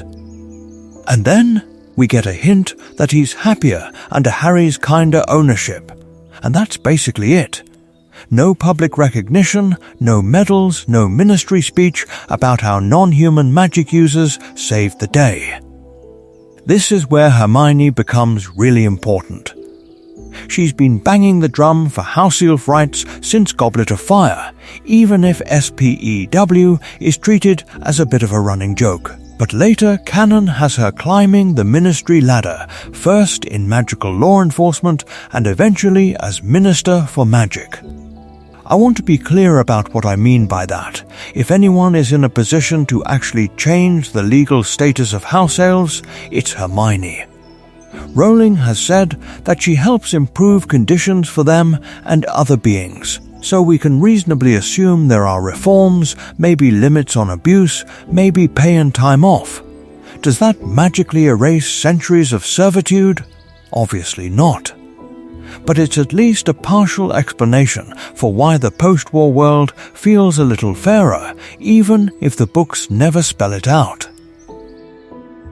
Goblins are trickier. Griphook fights alongside the trio to escape Gringotts, and then betrays them over the sword of Gryffindor. Even before that, goblin-wizard relations are tense, built on broken deals and mutual distrust. The fact that a goblin helps them and then runs off with the sword doesn't exactly heal that rift. We don't get any on-page summit where Kingsley and the goblin leaders hash things out. I'd also argue that this silence suggests the prejudice is still baked into the system. Shared opposition to Voldemort is a temporary alliance, not a permanent fix. And what about the giants? Most of them fight for Voldemort, a smaller group follows Hagrid's outreach in Half-Blood Prince, but never really commits. After the battle, are they hunted down as enemies of the state? Are the neutral clans pushed even farther into the mountains? the story never says. Given how dangerous and politically awkward giants are, it's very easy to imagine the new ministry deciding that out of sight. Out of mind is the most convenient policy. So when we look at the post-war era through this wider lens, the neatness of the epilogue starts to crack. Harry, Ron, Hermione, their kids on platform 9 3/4, that's real, and it's earned. But structural inequality in the wizarding world doesn't vanish with one killing curse rebounding. If anything, the non-answer about these beings is its own kind of plot hole. The narrative promises a better world, yet quietly sidesteps the people and creatures who would test that promise the hardest. I'll let you guys be the judge of whether that's an intentional choice or just something the story didn't have time to explore. Because once we start questioning whose futures we see, the next logical step is to ask whose memories get protected and whose get quietly edited. And once we start talking about edited memories, we kind of have to talk about the place that controls the official version of events, the Ministry of Magic 2.0. On paper, it's a whole new era. But how different is it really when you zoom in on everyday life, not just the victory fireworks? Before we dive in, I want to be clear about what I mean by old ministry. We're not just talking about a few bad apples. Pre-war, the ministry is a case study in systemic failure, denialism about Voldemort's return, a smear campaign against Harry, Fudge's obsession with appearances, and a willingness to imprison people like Hagrid and Sirius with basically no due process. Add in Umbridge's anti-Muggle policies and the way Death Eaters seamlessly infiltrate every level of power in Deathly Hallows, and it starts to look less like a government and more like a revolving door for authoritarianism. So Kingsley steps in as interim minister, and on the surface, the reforms sound huge. Dementors are removed from Azkaban, which is a massive moral shift. We go from state-sanctioned soul torture to, well, something we're never actually shown, but is at least less nightmarish.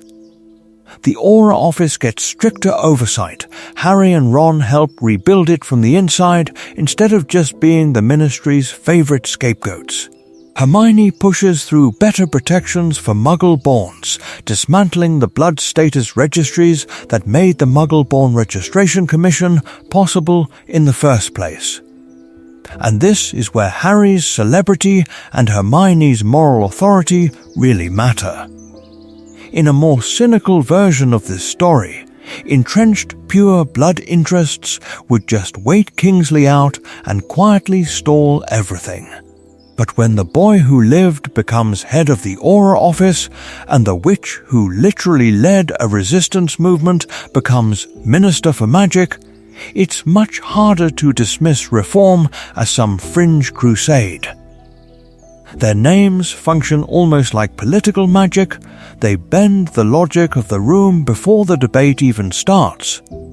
I'd also argue that this is one of the series' more convenient fixes.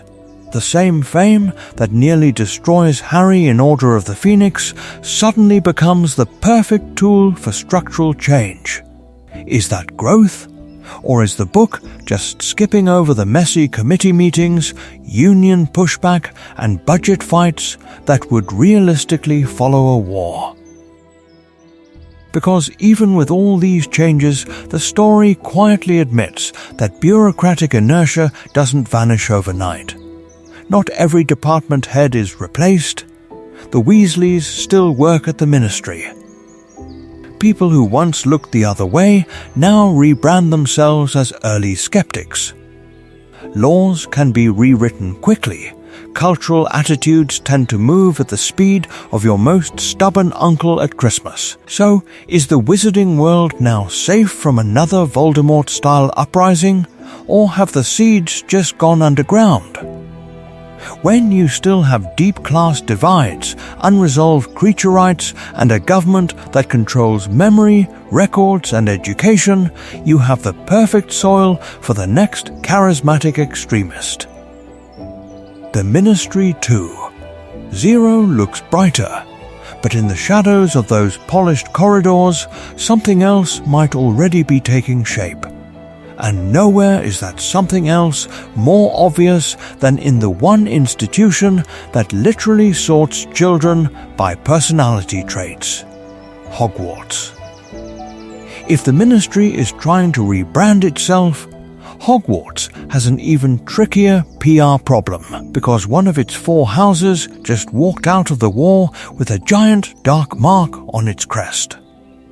Let's dive into it. Slytherin House. During the Battle of Hogwarts, most of the Slytherins are either locked in the dungeons for safety or evacuated with Professor Slughorn, and many of the ones we associate with cruelty have already slipped away. Draco and his parents flee. Crabbe dies in the Room of Requirement, but Goyle survives. Pansy tries to hand Harry over. On top of that, a huge number of Slytherin families have open or secret ties to Death Eaters. The result is a reputation crisis that doesn't just hit a few bad apples, it stains the entire house. I want to be clear about what I mean by reputation crisis. It's not just other students side-eyeing kids in green ties.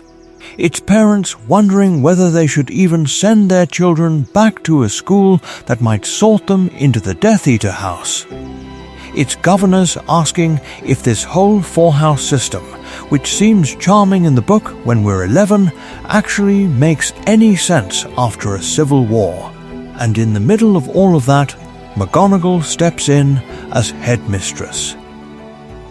Hey everyone, welcome to another example of why McGonagall quietly becomes one of the most important political figures in the post-war world. She could abolish Slytherin. From a PR standpoint, that might even seem convenient.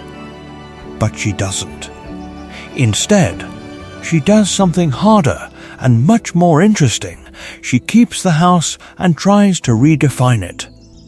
Ambition without cruelty, cunning without blood purity, pride without supremacist ideology. We don't see every policy on the page, but we can logically imagine things like stricter oversight of house traditions, a crackdown on my father will hear about this bullying, and a deliberate effort to highlight Slytherins who fought on the right side, like Slughorn himself. Then we hit the pattern interrupt. What does any of this feel like if you're 11? Specifically, if you're the child of a former Death Eater walking into that castle for the first time. This is where characters like Scorpius Malfoy, who we meet properly in Cursed Child, become really useful. Scorpius grows up in a world that officially rejects Voldemort's ideology, but every corridor still remembers it. The Malfoy name is infamous. Rumors cling to him. The magic may have moved on, but the gossip hasn't.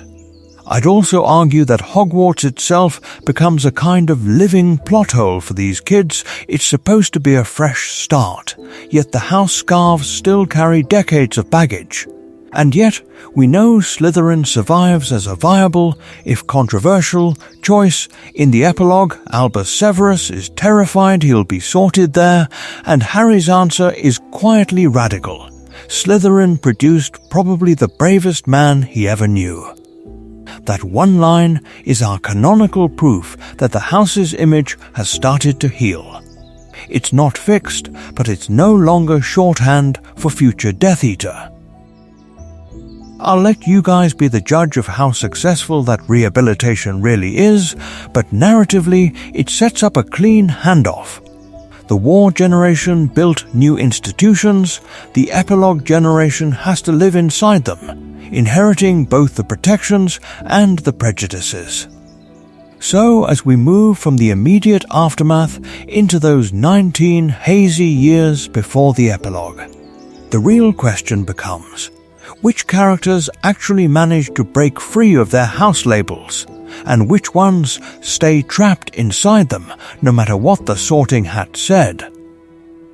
So, if the houses are the labels, the missing 19 years are the fine print.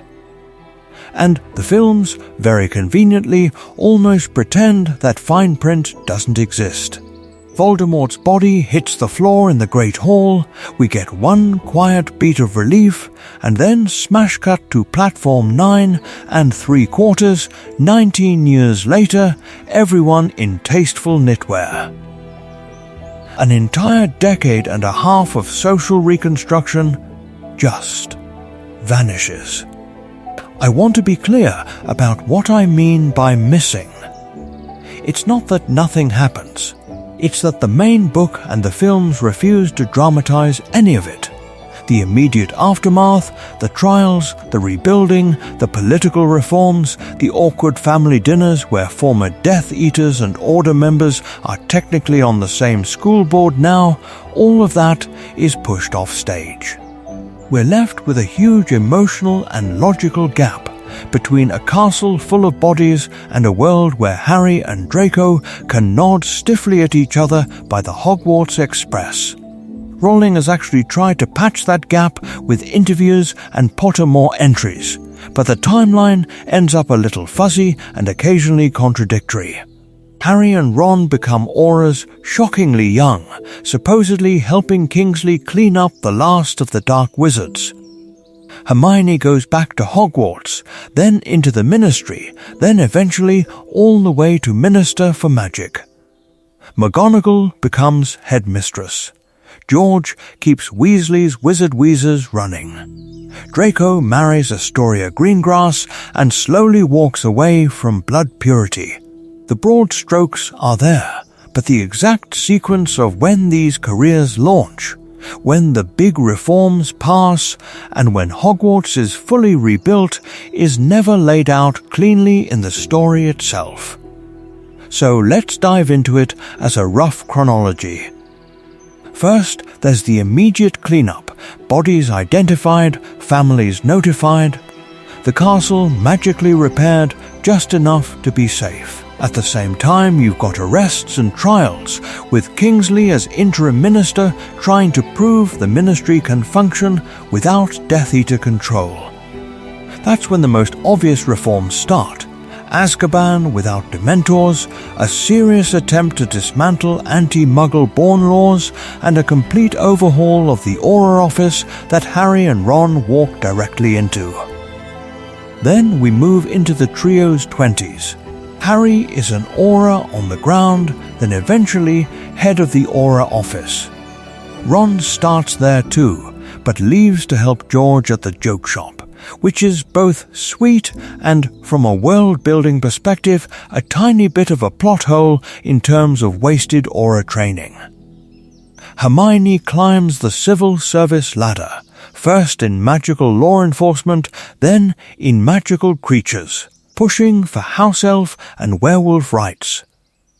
Meanwhile, Hogwarts isn't just repaired, it's re-staffed under McGonagall, with a new generation of professors teaching kids who grew up hearing about the battle as recent history.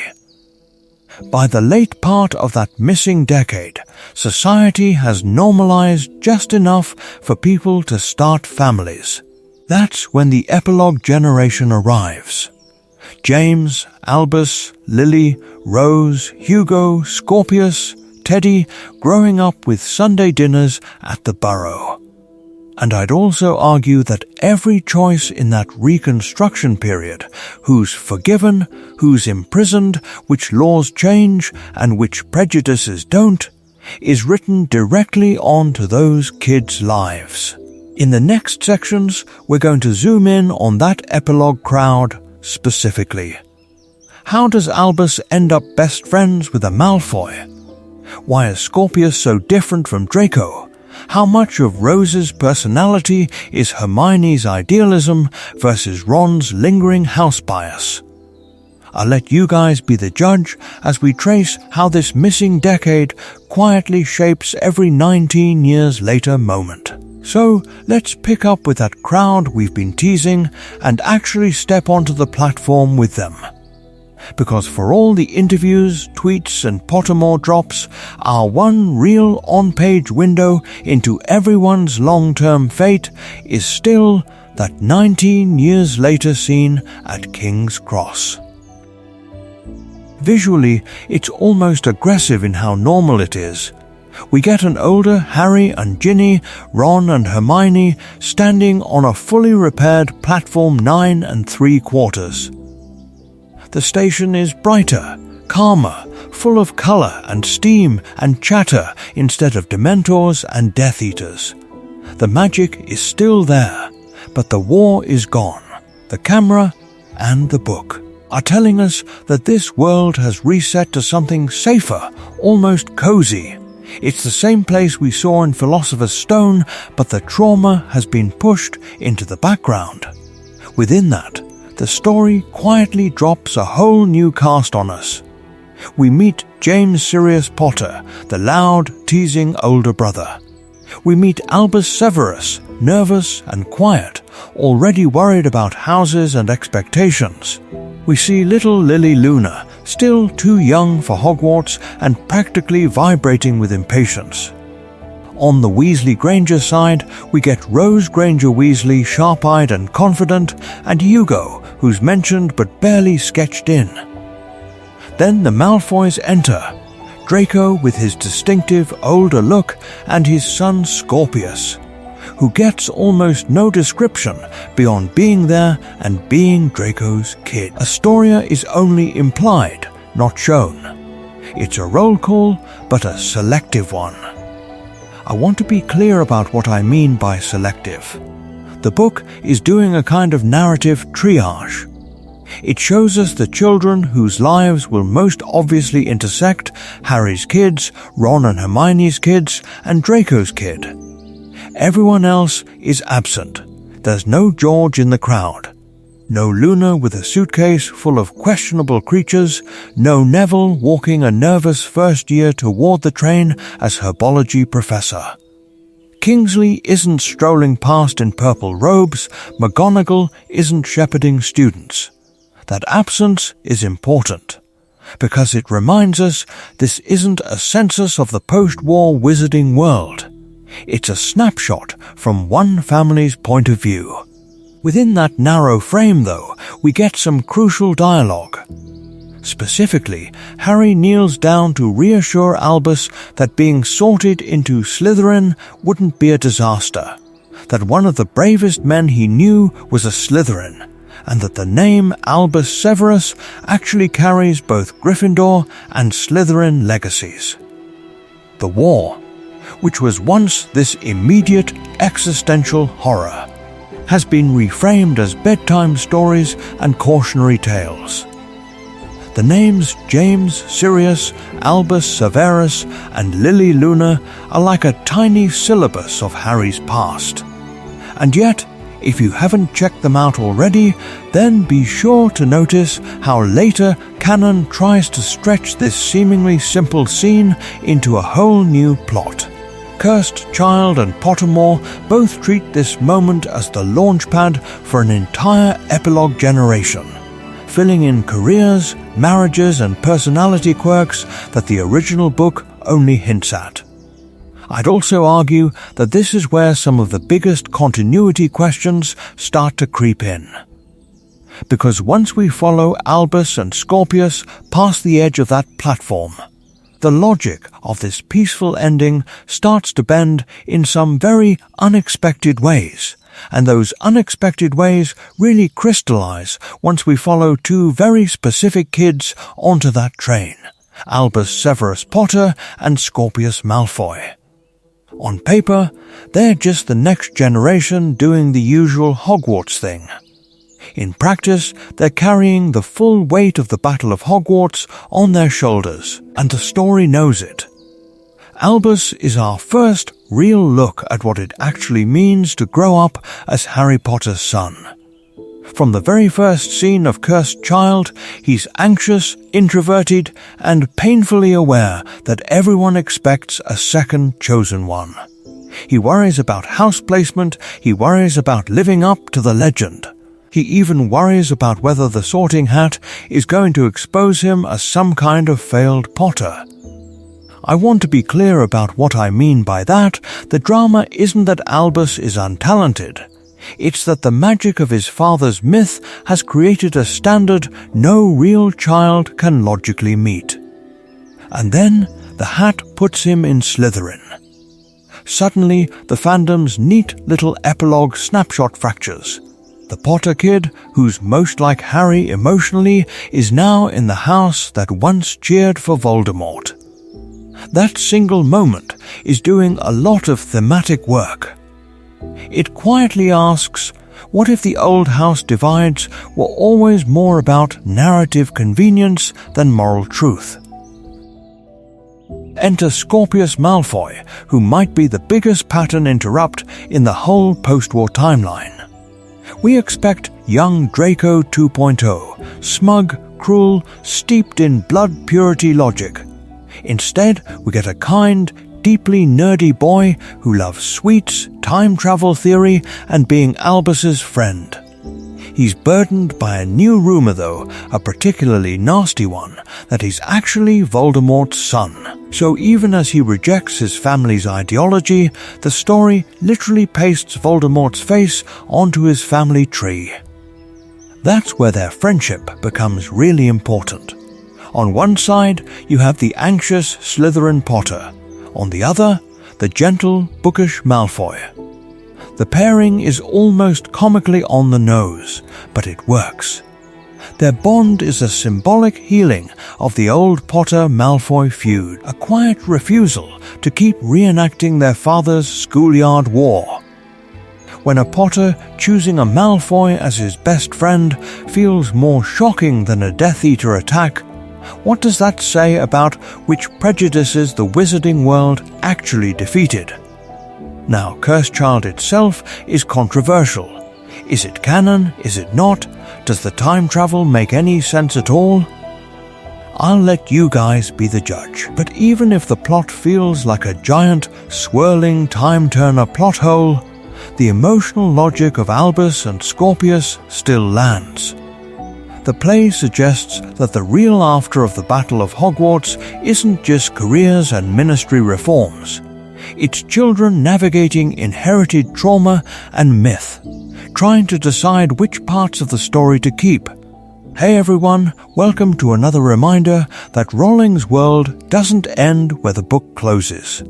If you haven't checked them out already, then be sure to stick around, because as we move beyond Albus and Scorpius, we'll see how other families handle that same haunted legacy in very different ways. So, if Albus and Scorpius are our front row case study in inherited myth, Rose Granger Weasley is what happens when that myth comes packaged as expectation.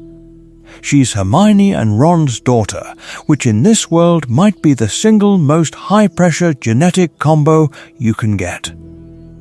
We're talking war hero parents, ministry power couple, and the woman who basically redesigned wizarding lore from the inside. I want to be clear about what I mean by that. Rose is often portrayed as inheriting Hermione's brains and drive, plus Ron's loyalty and competitive streak. That sounds great on paper, but imagine growing up knowing your mum out-argued Death Eaters and your dad helped topple Voldemort. Every exam, every Quidditch trial, every casual bit of magic in Charms class becomes a kind of referendum on whether you're living up to the Weasley Granger brand. The story doesn't give us much canon detail, but the logic of this family dynamic practically writes itself. Then there's Hugo, the quieter name in the epilogue roll call. He's barely developed in the book, which leaves this seemingly convenient blank space. But what does that actually look like day to day? You're the younger child in a famously heroic, politically powerful family. Your mum is Minister for Magic, your dad is an ex-aura and joke shop heir, your cousins include Harry Potter's kids, and the Burrow is basically the unofficial headquarters of post-war respectability. Do you rebel? Do you lean into it? Or do you try to disappear into the background and hope nobody asks you to give a speech about what the Battle of Hogwarts means to young people? I'd also argue that Teddy Lupin is the real bridge between the war generation and the epilogue kids. He's older, he remembers the immediate aftermath, and he grows up as Harry's godson, practically an honorary Weasley. Every Christmas at the Burrow, every Sunday dinner, he's a living reminder that Remus and Tonks died for this peace. That's not just sad backstory, it's an important emotional link. The kids don't just learn about Voldemort from history books, they learn about him from the boy who was left behind. And that's where the broader Weasley Potter clan turns into this informal aristocracy of war heroes. Not in a snooty way, but socially, they're everywhere. Quidditch in the orchard at the Burrow, huge holiday gatherings, half the Aura office and half the ministry reforms trace back to someone at that table. Need a healer, a broom recommendation, or an introduction at the Department of Magical Law Enforcement? There's a cousin for that. I'll let you guys be the judge of whether that concentration of influence is a plot hole in itself, but narratively it does something very specific. It makes the survivors' lives incredibly tightly interwoven. Their children grow up in a world where Voldemort is both distant history and family lore, where the scar on Uncle Harry's forehead is a bedtime story and a warning label at the same time. And as we move beyond the Weasley Potter web to other families who don't have that built-in support system, we start to see how uneven this new piece really is. Because what happens if you survived the war, but you're not invited to those Burrow barbecues? Let's dive into it. So when we ask, what happens if you survived the war, but you're not at those Burrow barbecues? We run into another problem. Which version of their future are we even talking about? Because the book, the film, and Rowling's later comments sometimes feel like three slightly different timelines colliding. I want to be clear about what I mean by that. We're not just talking about different camera angles on the same story. We're talking about specific, concrete contradictions and emphasis shifts that change how a character's whole post-war life feels. And nowhere is that clearer than with the Golden Trio. In the book canon, Harry and Ron become Auras, helping Kingsley clean up the Ministry. Hermione goes back to Hogwarts, finishes her education, and then dives into magical law and creature rights before eventually becoming Minister for Magic. Pottermore and later interviews nail all of that down, with job titles, promotions, and dates. But if you only watch the film epilogue, would you ever guess Harry is the future head of the Aura office, or that Hermione is a political powerhouse rather than just a very organized mum with a briefcase? The way the movies age them up actually nudges us toward a different emotional reading. Film Harry on platform 9 3/4 looks subdued, almost tired, like someone who wants a quiet, domestic life and to never think about dark magic again. The book Harry, by contrast, ends on this open, almost defiant note. The scar hadn't pained him for 19 years, all was well, and you can feel that he's still wired to jump back into danger if needed. Same character, same moment. But the visual storytelling pushes us toward a softer, more retired version of Harry than the text really supports. Neville is another great example. In the book, we see him flourishing as a leader in the resistance at Hogwarts, and Rowling later confirms that he becomes the herbology professor. That's a huge, satisfying arc. But Phil Neville, with his cardigan and sword, and then his quietly content epilogue cameo, could just as easily be read as a small-town everyman who peaked at 17. Without Pottermore spelling it out, a lot of viewers never realize he ends up shaping entire generations of students. Then we have the smaller, but still important, pairings and careers. George and Angelina Johnson, Draco and Astoria, Hannah Abbott running the Leaky Cauldron. Even things like who actually works in the Reformed ministry. Pottermore swoops in to patch these gaps with specific details, yet in doing so it sometimes clashes with fan assumptions built almost entirely from the film vibes. Did you picture Draco as a lonely recluse in a big empty manor, or as a somewhat awkward but loving dad trying to raise Scorpius differently? The answer probably depends on which canon you prioritize, so which one is right? Honestly, I'd also argue that this is where personal canon comes in. Some of you will treat the 7 books as the only solid ground. Others will fold in Pottermore and ignore anything that feels like a retroactive explanation. I'll let you guys be the judge of that for your own headcanon. For this video though, we're synthesizing. We'll flag clearly when a detail comes from outside the original novels and when a film choice seems to rewrite the book's logic rather than just illustrate it. Because once we've picked our canon compass, we can finally look at the characters who didn't get neat Pottermore blurbs or cozy epilogue shots at all. And some of those missing stories take us to much darker places than a crowded train platform.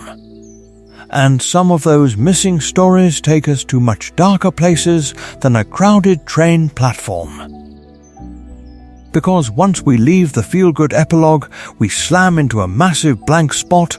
How does a society that literally outsourced its justice system to soul-sucking monsters actually rebuild? We're told in a single neat line that Kingsley removes the Dementors from Azkaban. And that's great, that's important. But then the book just moves on. No blueprint, no new guard system, nothing. I want to be clear about what I mean by that. We don't just lack a throwaway explanation. We have a prison that used to rely on a specific kind of magic terror, and canon never tells us what replaces it structurally. Do auras rotate in as guards now?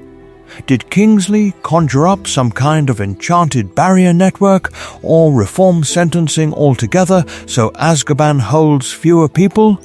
We see Harry and Ron as auras in later comments, but we never actually see the new Azkaban on the page.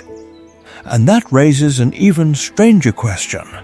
What happens to the Dementors themselves? These are creatures the wizarding world has used for centuries. Do they get banished to some remote corner of the North Sea? Are they hunted down and destroyed? Or, more disturbingly, are they just cut off from prisoners and left to slowly starve? The story never says, which means the moral arc of this supposedly reformed ministry is left hanging in mid-air. I'd also argue that this is where the ethics get really messy. If Dementors are sentient, is starving them a quiet atrocity dressed up as progress? If they're treated as forces of nature, why did wizards ever think it was a good idea to weaponize them in the first place? The logic of the world leans on them as a convenient horror, but once they're no longer convenient, the narrative just looks away. Let's dive into it from another angle: education. After everything that's happened, defense against the dark arts and history of magic would have to change, right? You can't go through 2 wizarding wars and then go back to bins droning about goblin rebellions like nothing happened. Yet we never get a detailed new curriculum, no revised textbook canon, no moment where someone says, here's how we now teach unforgivable curses as history instead of temptation. Pattern interrupt for a second. If Hogwarts doesn't openly dissect how Voldemort rose twice, where do young witches and wizards learn those lessons? At the dinner table. Which leads to one more uncomfortable gap. What about the people who quietly resent the new order? Not everyone in Slytherin suddenly becomes a model citizen. Some Death Eater families avoid Azkaban entirely. It's not hard to imagine underground dark arts communities, little private dueling clubs, and cursed heirlooms passed down in drawing rooms, keeping the old ideology alive out of sight.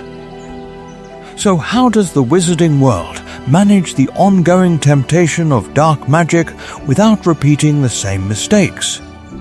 Do they regulate cursed objects more strictly? Or does everything just sink back into secrecy until the next Tom Riddle comes along? I'll let you guys be the judge, so let us know your theories in the comments. Because the next characters we're looking at are the ones who had to live inside that fragile new piece. And inside that fragile new piece, people do something very human, they start pairing off. The war is over, Voldemort is gone, and suddenly the big question isn't will we survive, but who ends up with whom. So before we dive into the heavier fallout of trauma and memory, let's pull back and talk about love lives and shipping charts. Canon first. The epilogue gives us the big 3. Harry with Ginny, Ron with Hermione, and, in the background, Bill still with Fleur. Those are the relationships the book itself actually locks in. 19 years later, they're married. They've got kids on platform 9 3/4, and the story presents all of that as a kind of emotional full stop. Neat, tidy, almost suspiciously convenient. But a lot of the most interesting pairings only show up later, in interviews and on Pottermore. George marries Angelina Johnson, which raised eyebrows because she went to the Yule Ball with Fred. Draco ends up with Astoria Greengrass, a younger Slytherin who quietly rejects blood purity and softens him over time. Neville doesn't marry Luna, despite half the fandom assuming he would instead. He marries Hannah Abbott, who eventually runs the Leaky Cauldron while Neville teaches herbology at Hogwarts. And Luna? She marries Rolf Scamander, Newt's grandson, an off-page naturalist who feels like exactly the kind of eccentric partner she'd meet while chasing crumple-horned Snorkax. I want to be clear about what I mean by confirmed couples here. We're talking about relationships Rowling has explicitly named as canon, even if the books never show us a single date, argument, or proposal. In some cases, that creates a weird gap in the story's logic. We're told, after the fact, that these people are soulmates, but we never really see the work of those relationships on the page. And then there's the meta twist, Rowling later saying she might have written Hermione with Harry instead of Ron. That comment poured gasoline on a debate that had already been raging for years. Does Ron/Hermione represent real growth from bickering kids to a balanced partnership, or does it rely on a kind of opposites attract shortcut? Would Harry-Hermione have made more sense emotionally, or would that have flattened Ginny's arc even further? I'd also argue that once the author publicly second guesses herself, it makes every ship feel a little more negotiable. Some of these couples do track nicely with character growth. Draco and Astoria stepping away from blood supremacy, Neville and Hannah building a quiet, domestic life around Hogwarts and the Leaky, even Harry and Ginny finding something stable after all that chaos. Others feel like narrative symmetry, a Weasley twin with a Quidditch teammate, Luna with a Scamander because magical creatures, the Golden Trio paired off in-house so no one feels left out. And plenty of characters simply don't get answers. Kingsley, McGonagall, the surviving Order members, most of the Slytherins, their romantic futures are a blank slate. That ambiguity is frustrating if you want a complete explanation for every life, but it's also where fanfiction thrives. If you haven't checked them out already, then be sure to look at how fandom fills those gaps, because once we move past the ships, we have to ask a harder question. What does it actually cost to build a relationship or a family on top of unhealed war trauma? I'll let you guys be the judge of whether the canon couples feel earned, because in the next section we're going to strip away the romance and look at the scars everyone carries underneath. And that's where the epilogue suddenly feels like it's from a different book. We jump from a castle full of bodies to a sunlit platform where everyone is smiling, reminiscing, and naming kids after dead people like that fixes anything. It's calm, nostalgic, almost cozy. But if we zoom out for even a second, the scale of trauma underneath that all was well is enormous. I want to be clear about what I mean by that. These aren't just veterans of one big battle. Harry grows up in an abusive home, is hunted from age 11, watches Cedric die, is possessed, tortured, and then leads a resistance as a teenager. Hermione is tortured in Malfoy Manor.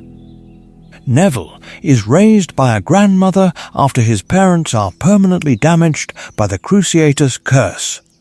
The Weasleys lose Fred in the most violent moment of their lives. And that's before we even get into the wider war, the disappearances, the murders, the year of Hogwarts under the Carrows. In most modern stories about war, we'd expect therapy, PTSD, long-term recovery to be part of the aftermath.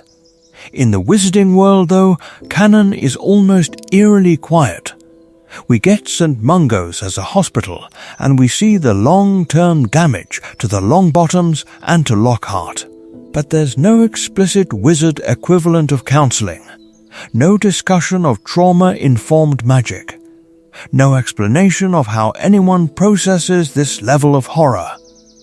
It's as if the magic system has healing charms for bones and none for nightmares.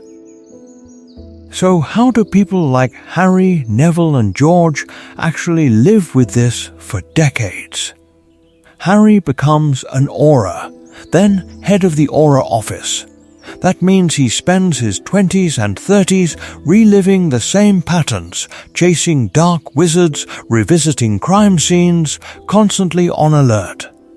Does he have flashbacks every time he walks into a corridor at Hogwarts?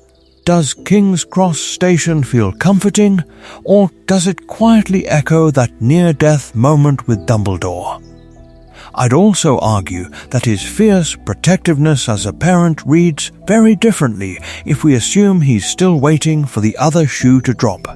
Neville, who once froze in dueling club, ends up teaching herbology at Hogwarts. On paper that looks like a wholesome, healing arc. But imagine returning to the exact castle where you watched friends die, every single day, guiding children through the same classrooms where you were tortured.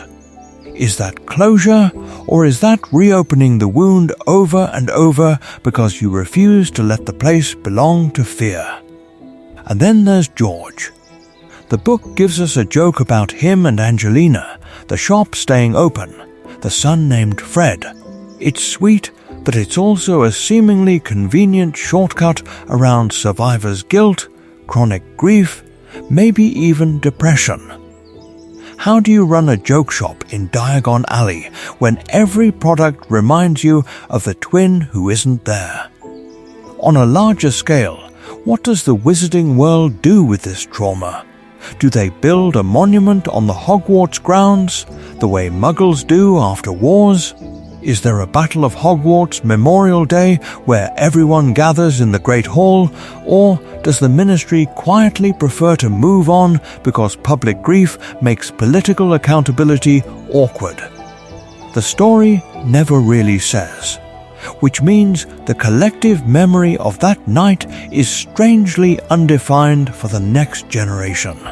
And this is where all was well starts to feel less like a literal statement and more like an emotional coda. It's the closing chord, not a documentary. The logic of human psychology tells us their lives would be messy, uneven, full of setbacks and small, private victories that never make it onto the page. We can accept the hopeful tone, but if we take the magic and the war seriously, we almost have to assume that underneath the neatness, things are far more complicated. Because once we admit that, another question opens up immediately.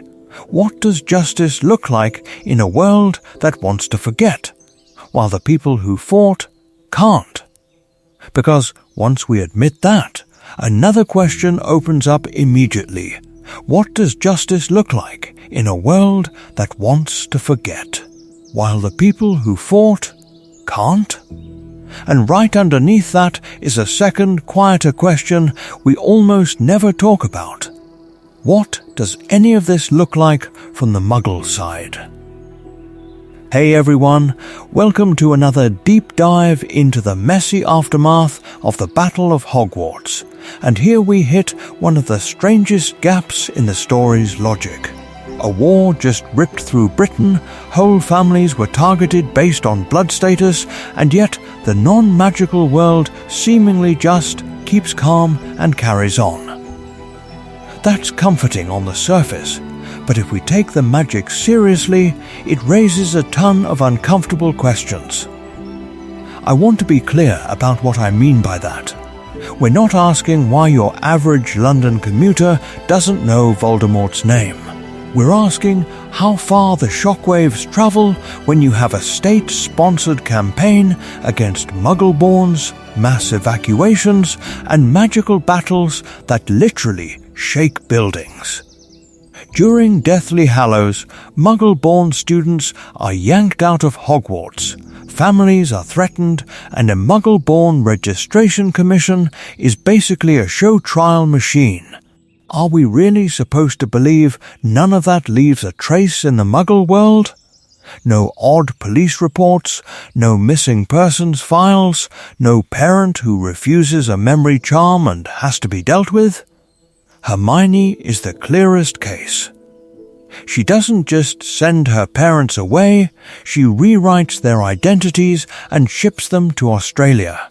That's an enormous magical and ethical moment that the book treats almost like a clever plot device. After the war, she canonically restores their memories. But when? Does she show up in a Melbourne dental practice 2 weeks after Voldemort dies and say, "Surprise, I'm your daughter, there was a fascist snake wizard"? Or does she wait until things are politically stable? Which is arguably the more responsible move, but also means leaving them in a fabricated life for months. I'd also argue that her parents become a kind of test case for the new ministry. Under Kingsley, and later under Hermione herself, do they quietly adjust secrecy rules for Muggle-born families who have already been targeted? Once a Muggle has been dragged into a hearing, or had their child hunted, can you really just obliviate that and call it justice? Or do we get a patchwork of exceptions, private briefings, and unspoken policies that technically break the statute of secrecy while pretending not to? And then there's the background noise of the war. Bridge collapses, weird storms, unexplained deaths. We're told Fudge once blamed Sirius's escape on a tragic Muggle road accident. How many gas leaks and freak hurricanes does it take before some Muggle journalist notices a pattern? This is where the story feels most convenient. The magic cleans up almost everything, until it doesn't, and then we just move on. For Muggle-borns and half-bloods, that gap never really closes. Their magical life and their non-magical life are stitched together with lies, memory charms, and half-explanations. They win the war, but they still live on a fault line. And in the next part, when we look at how the new ministry is rebuilt, we have to keep that in mind, because any better system that ignores that fault line might be repeating more of Voldemort's world than it wants to admit. And that better system we just talked about? It doesn't exist in a vacuum. The wizarding world isn't just Britain plus some scenic mountains for Quidditch shots, it's Beauxbatons, Durmstrang, the Salem Witches Institute, the Brazilian school in the rainforest, entire ministries full of people watching Britain implode on the wizarding wireless. I want to be clear about what I mean by global here. Voldemort's war is, geographically, a British conflict. The Death Eaters aren't marching on Beauxbatons, and Durmstrang isn't sending exchange students to Hogwarts in 7th year. But the book keeps reminding us that these other institutions exist. Fleur literally brings Beauxbatons into the Weasley family. Krum shows up at Bill and Fleur's wedding, and the moment he hears Grigorovich, he immediately connects it to Grindelwald's era. That's our signal that foreign wizards are paying attention, and they have their own historical trauma. So how does the rest of the world read the Battle of Hogwarts? As a local civil war, a global threat, or a political opportunity? We don't get explicit canon minutes from the Bulgarian ministry, but we can extrapolate from what we know.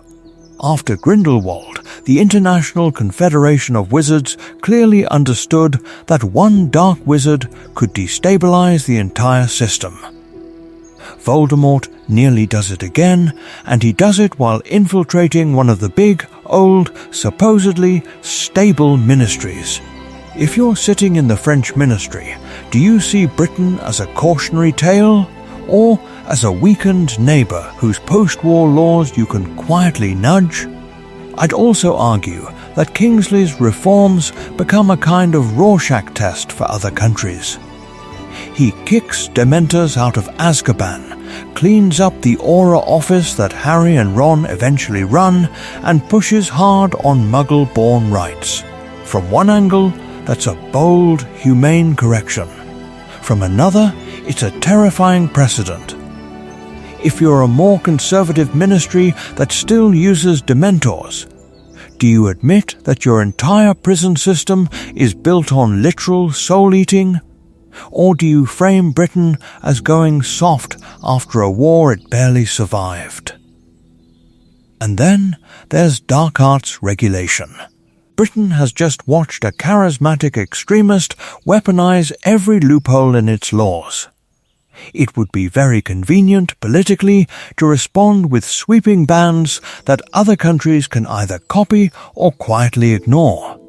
Does Durmstrang, with its more permissive attitude toward dark magic, suddenly look suspicious? Or does it become a quiet hub for research that Britain can't do openly anymore? This is where the geopolitical balance really shifts. Grindelwald already proved that European Dark Wizard is a global problem, not a local one. Voldemort almost proves it again. So after the Battle of Hogwarts, do we see new international task forces, shared aura training, maybe even more standardized protections for Muggle-borns? Or does everyone retreat behind their borders, terrified that the next Grindelwald or Voldemort is already at some foreign school? I'll let you guys be the judge, but either way, the battle isn't just an ending. It's a reset button for who holds power, whose laws become the model, and whose trauma gets ignored. And when we zoom back into individual characters in the next section, we have to remember they're living inside that new world order, not outside it. And once we admit this is a new world order, we have to ask a very unromantic question. Who actually profits from it? Because the Battle of Hogwarts isn't just a moral victory. It's an economic earthquake. Hey everyone, welcome to another look behind the curtain of what the books don't really spell out. We see the rubble in the Great Hall, but the story barely lingers on the fact that Diagon Alley, Hogsmeade, and half the known magical world have just had their supply chains obliterated. Shops were boarded up, Muggleborns were driven into hiding, Gringotts literally had a dragon burst out of its ceiling. That's not just dramatic imagery, that's trade, banking, and everyday commerce grinding to a halt. I want to be clear about what I mean by that.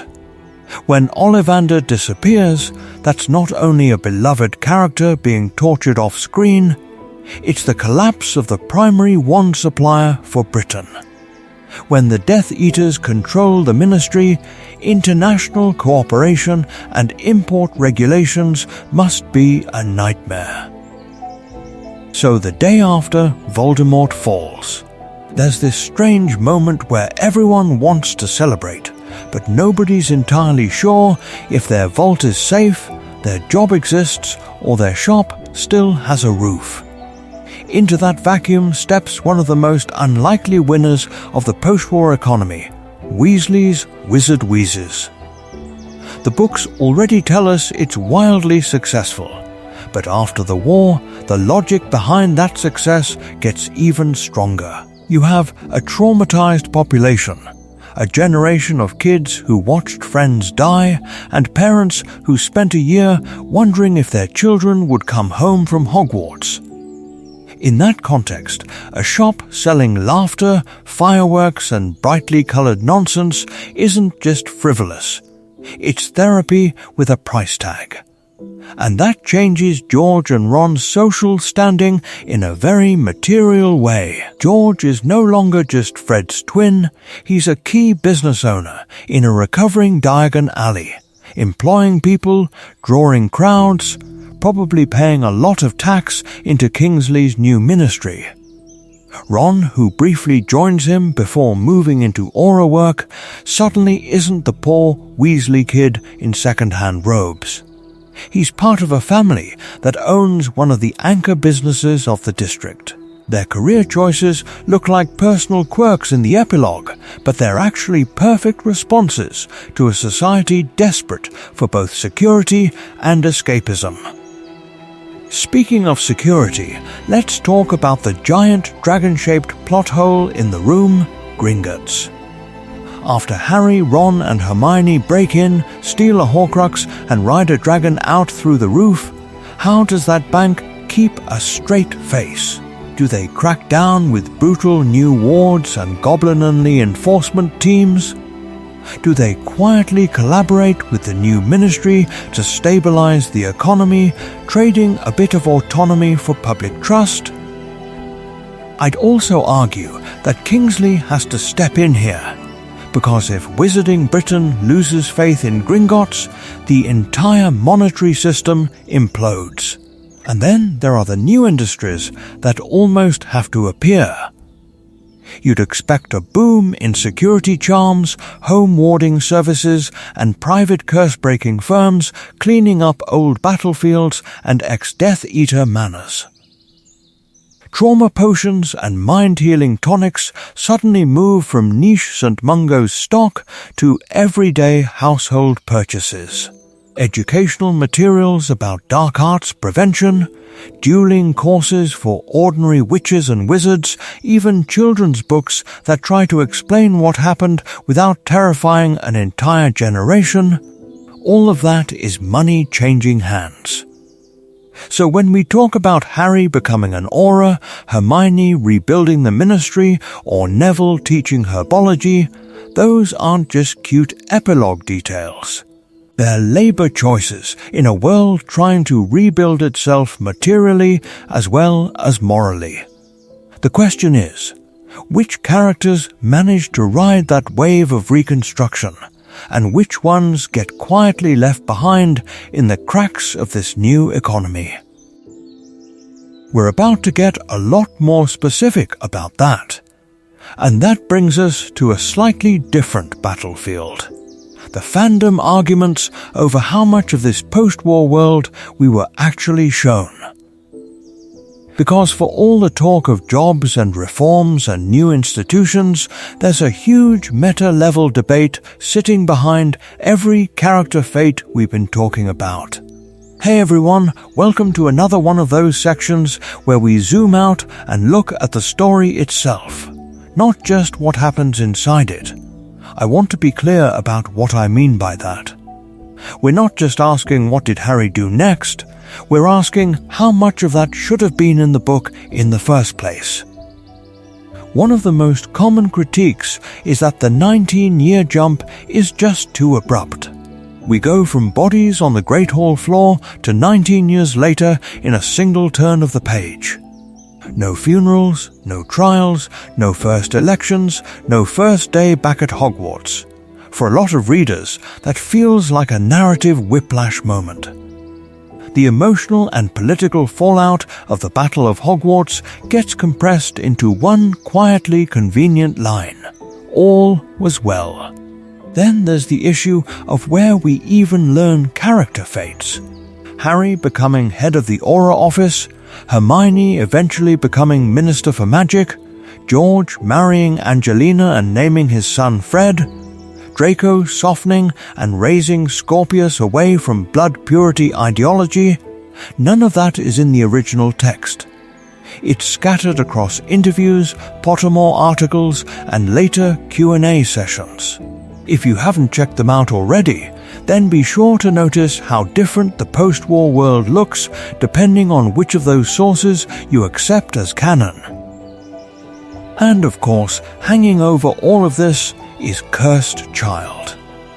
Some fans embrace it as the next chapter, others see it as a kind of alternate timeline where the magic rules, characterizations, and time, travel logic just don't line up with the books. It answers some questions about careers and families, but it also raises new ones that seemingly contradict earlier explanations. Does that actually clarify anything, or does it just make the canon map even messier? Here's the pattern interrupt.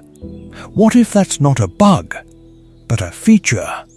I'd also argue that leaving those gaps, skipping the detailed reconstruction years, keeping some careers vague, hinting instead of documenting, creates space for fanfiction, headcanon, and fan art to do their own kind of world-building magic.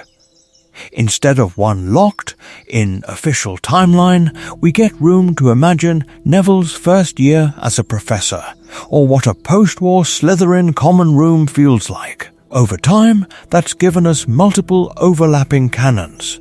There's the book, only crowd who end the story at all was well.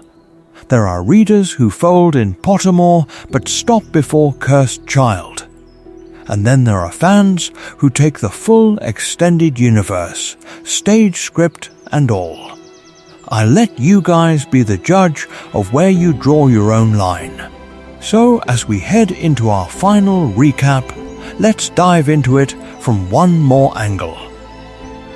No matter which canon blend you prefer, we're going to pull together the most important through lines from all these scattered details and give you one coherent picture of what the wizarding world actually looks like after the Battle of Hogwarts. So if we zoom out from all those individual fates, what does the post-war wizarding world actually look like?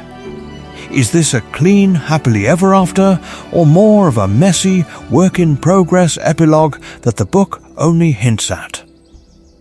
Let's dive into it and pull the camera back. The easiest place to see the new direction is the Golden Trio. Harry ends up leading the Aura Office, Hermione becomes Minister for Magic, and Ron starts as an Aura before moving into the chaos and charm of Weasley's Wizard Wheezers. I want to be clear about what I mean by that combination. Together, they're sitting at the intersection of law enforcement, political power, and everyday culture. Harry pushes for a justice system that actually investigates instead of throwing people into Azkaban on vibes. Hermione rewrites laws around blood status, house elves, and werewolves. Ron helps normalize a lighter, more irreverent magical culture where a joke shop is more influential than half the old pureblood families. That's not just 3 careers, it's a quiet revolution in who gets to shape the story. Around them, the supporting cast fills in the texture. Neville, as herbology professor, turns Hogwarts into a place where bravery is measured in patience and kindness, not just dueling skill. Luna travels the world as a naturalist, poking at the edges of what magic even is and gently expanding wizarding curiosity beyond Britain's borders. Ginny plays pro Quidditch and then becomes a journalist, which means the sports pages and the news pages are both being written by someone who literally fought Voldemort. The Weasleys as a whole become this emotional and political center of gravity, one son running a shop, one at the ministry, one as a dragon handler, one as a curse breaker, plus in-laws everywhere. If you want a snapshot of the new era, it's basically extended Weasleyverse. But the picture isn't simple. The Malfoys are semi-redeemed, they avoid Azkaban, step away from blood purity, and raise Scorpius in a much softer environment, yet they never fully answer for years of support for Voldemort. Umbridge rots in Azkaban, which feels satisfying, but also raises a logic question. How many other bureaucrats, informants, and just following orders collaborators slipped through the cracks? The story leaves a lot of Death Eater outcomes ambiguous, and I'd also argue that ambiguity is doing thematic work. It reminds us that evil systems don't vanish because a snakeman explodes in the Great Hall. Institutionally, we see the same mix of progress and leftover damage.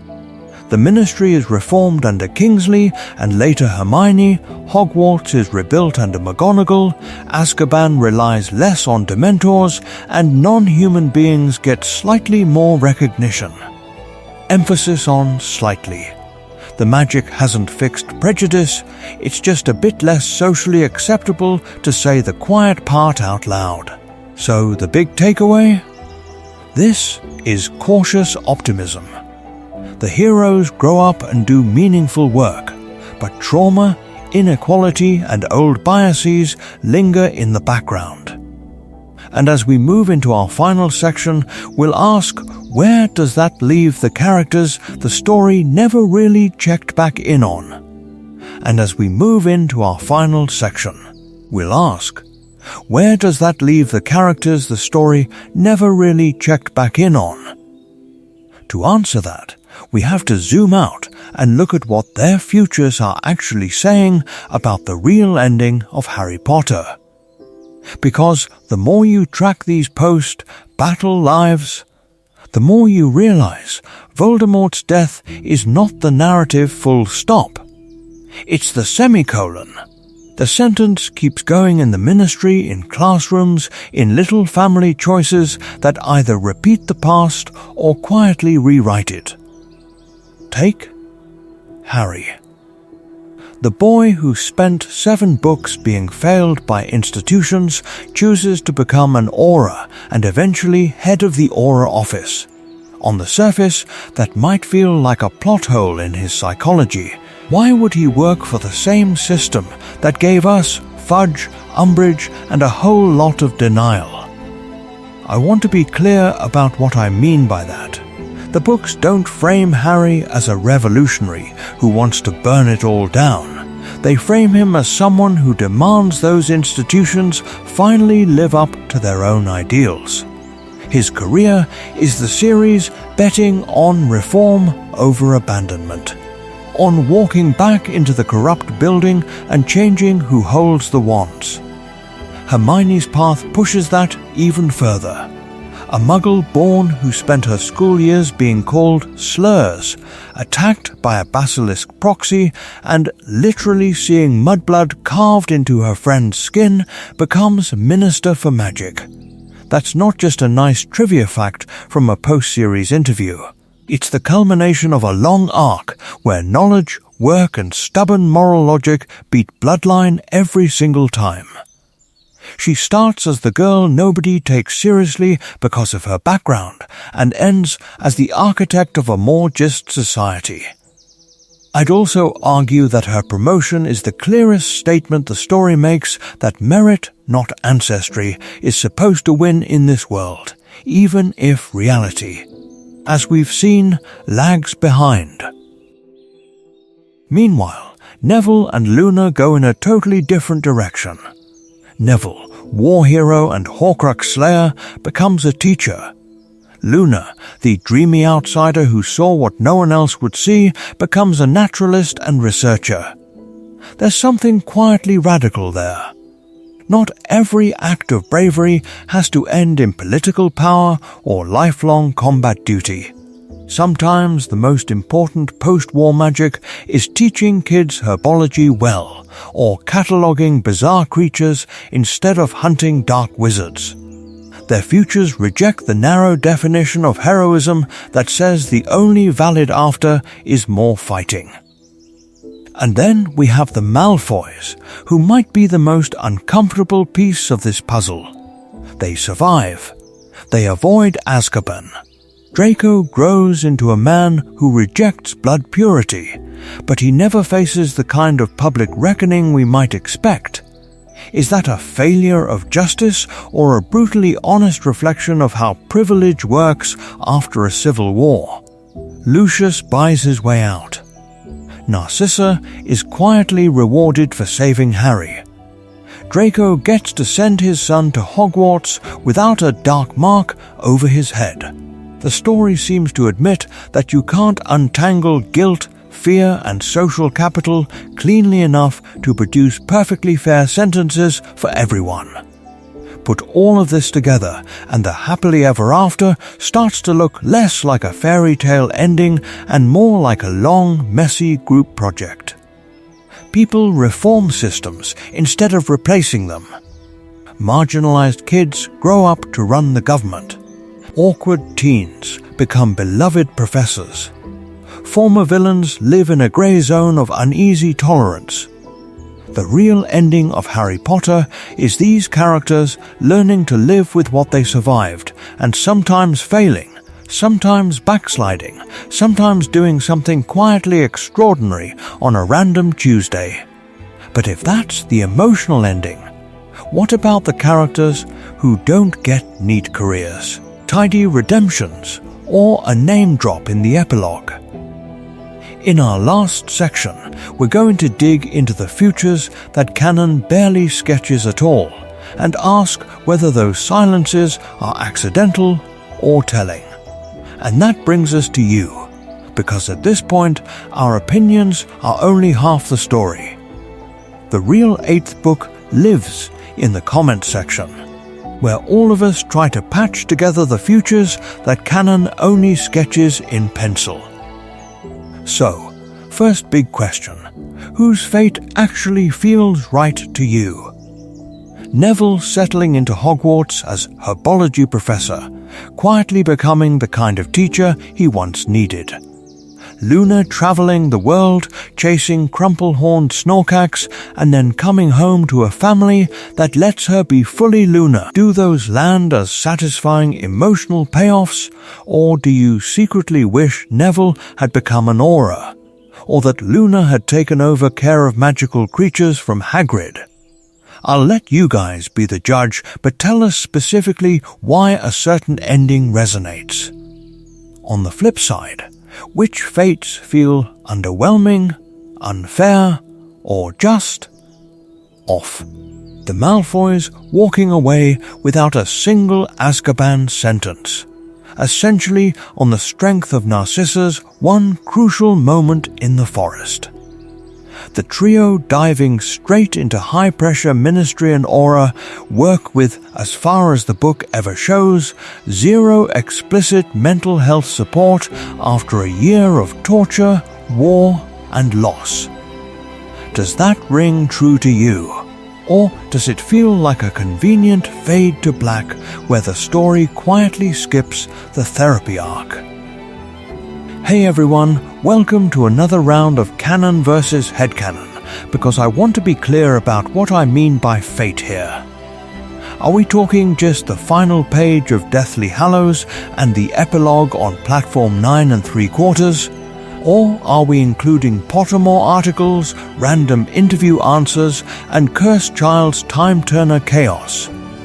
If you haven't checked them out already, then be sure to notice how often those later sources rewrite earlier implications.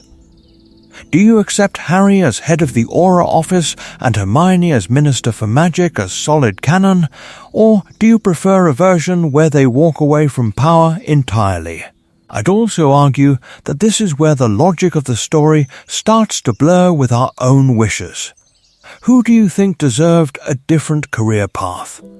Should George have abandoned the joke shop after Fred's death, or is keeping Weasley's Wizard Wheezers alive the most important tribute he could give? Should Draco have become a healer or a Hogwarts professor instead of a wealthy, slightly haunted stay-at-home dad? And then there's justice. Which Death Eaters or collaborators should have faced harsher consequences? Do you imagine a proper war crimes tribunal, or do you think the wizarding world, true to form, quietly swept a lot under the rug once Voldemort was gone?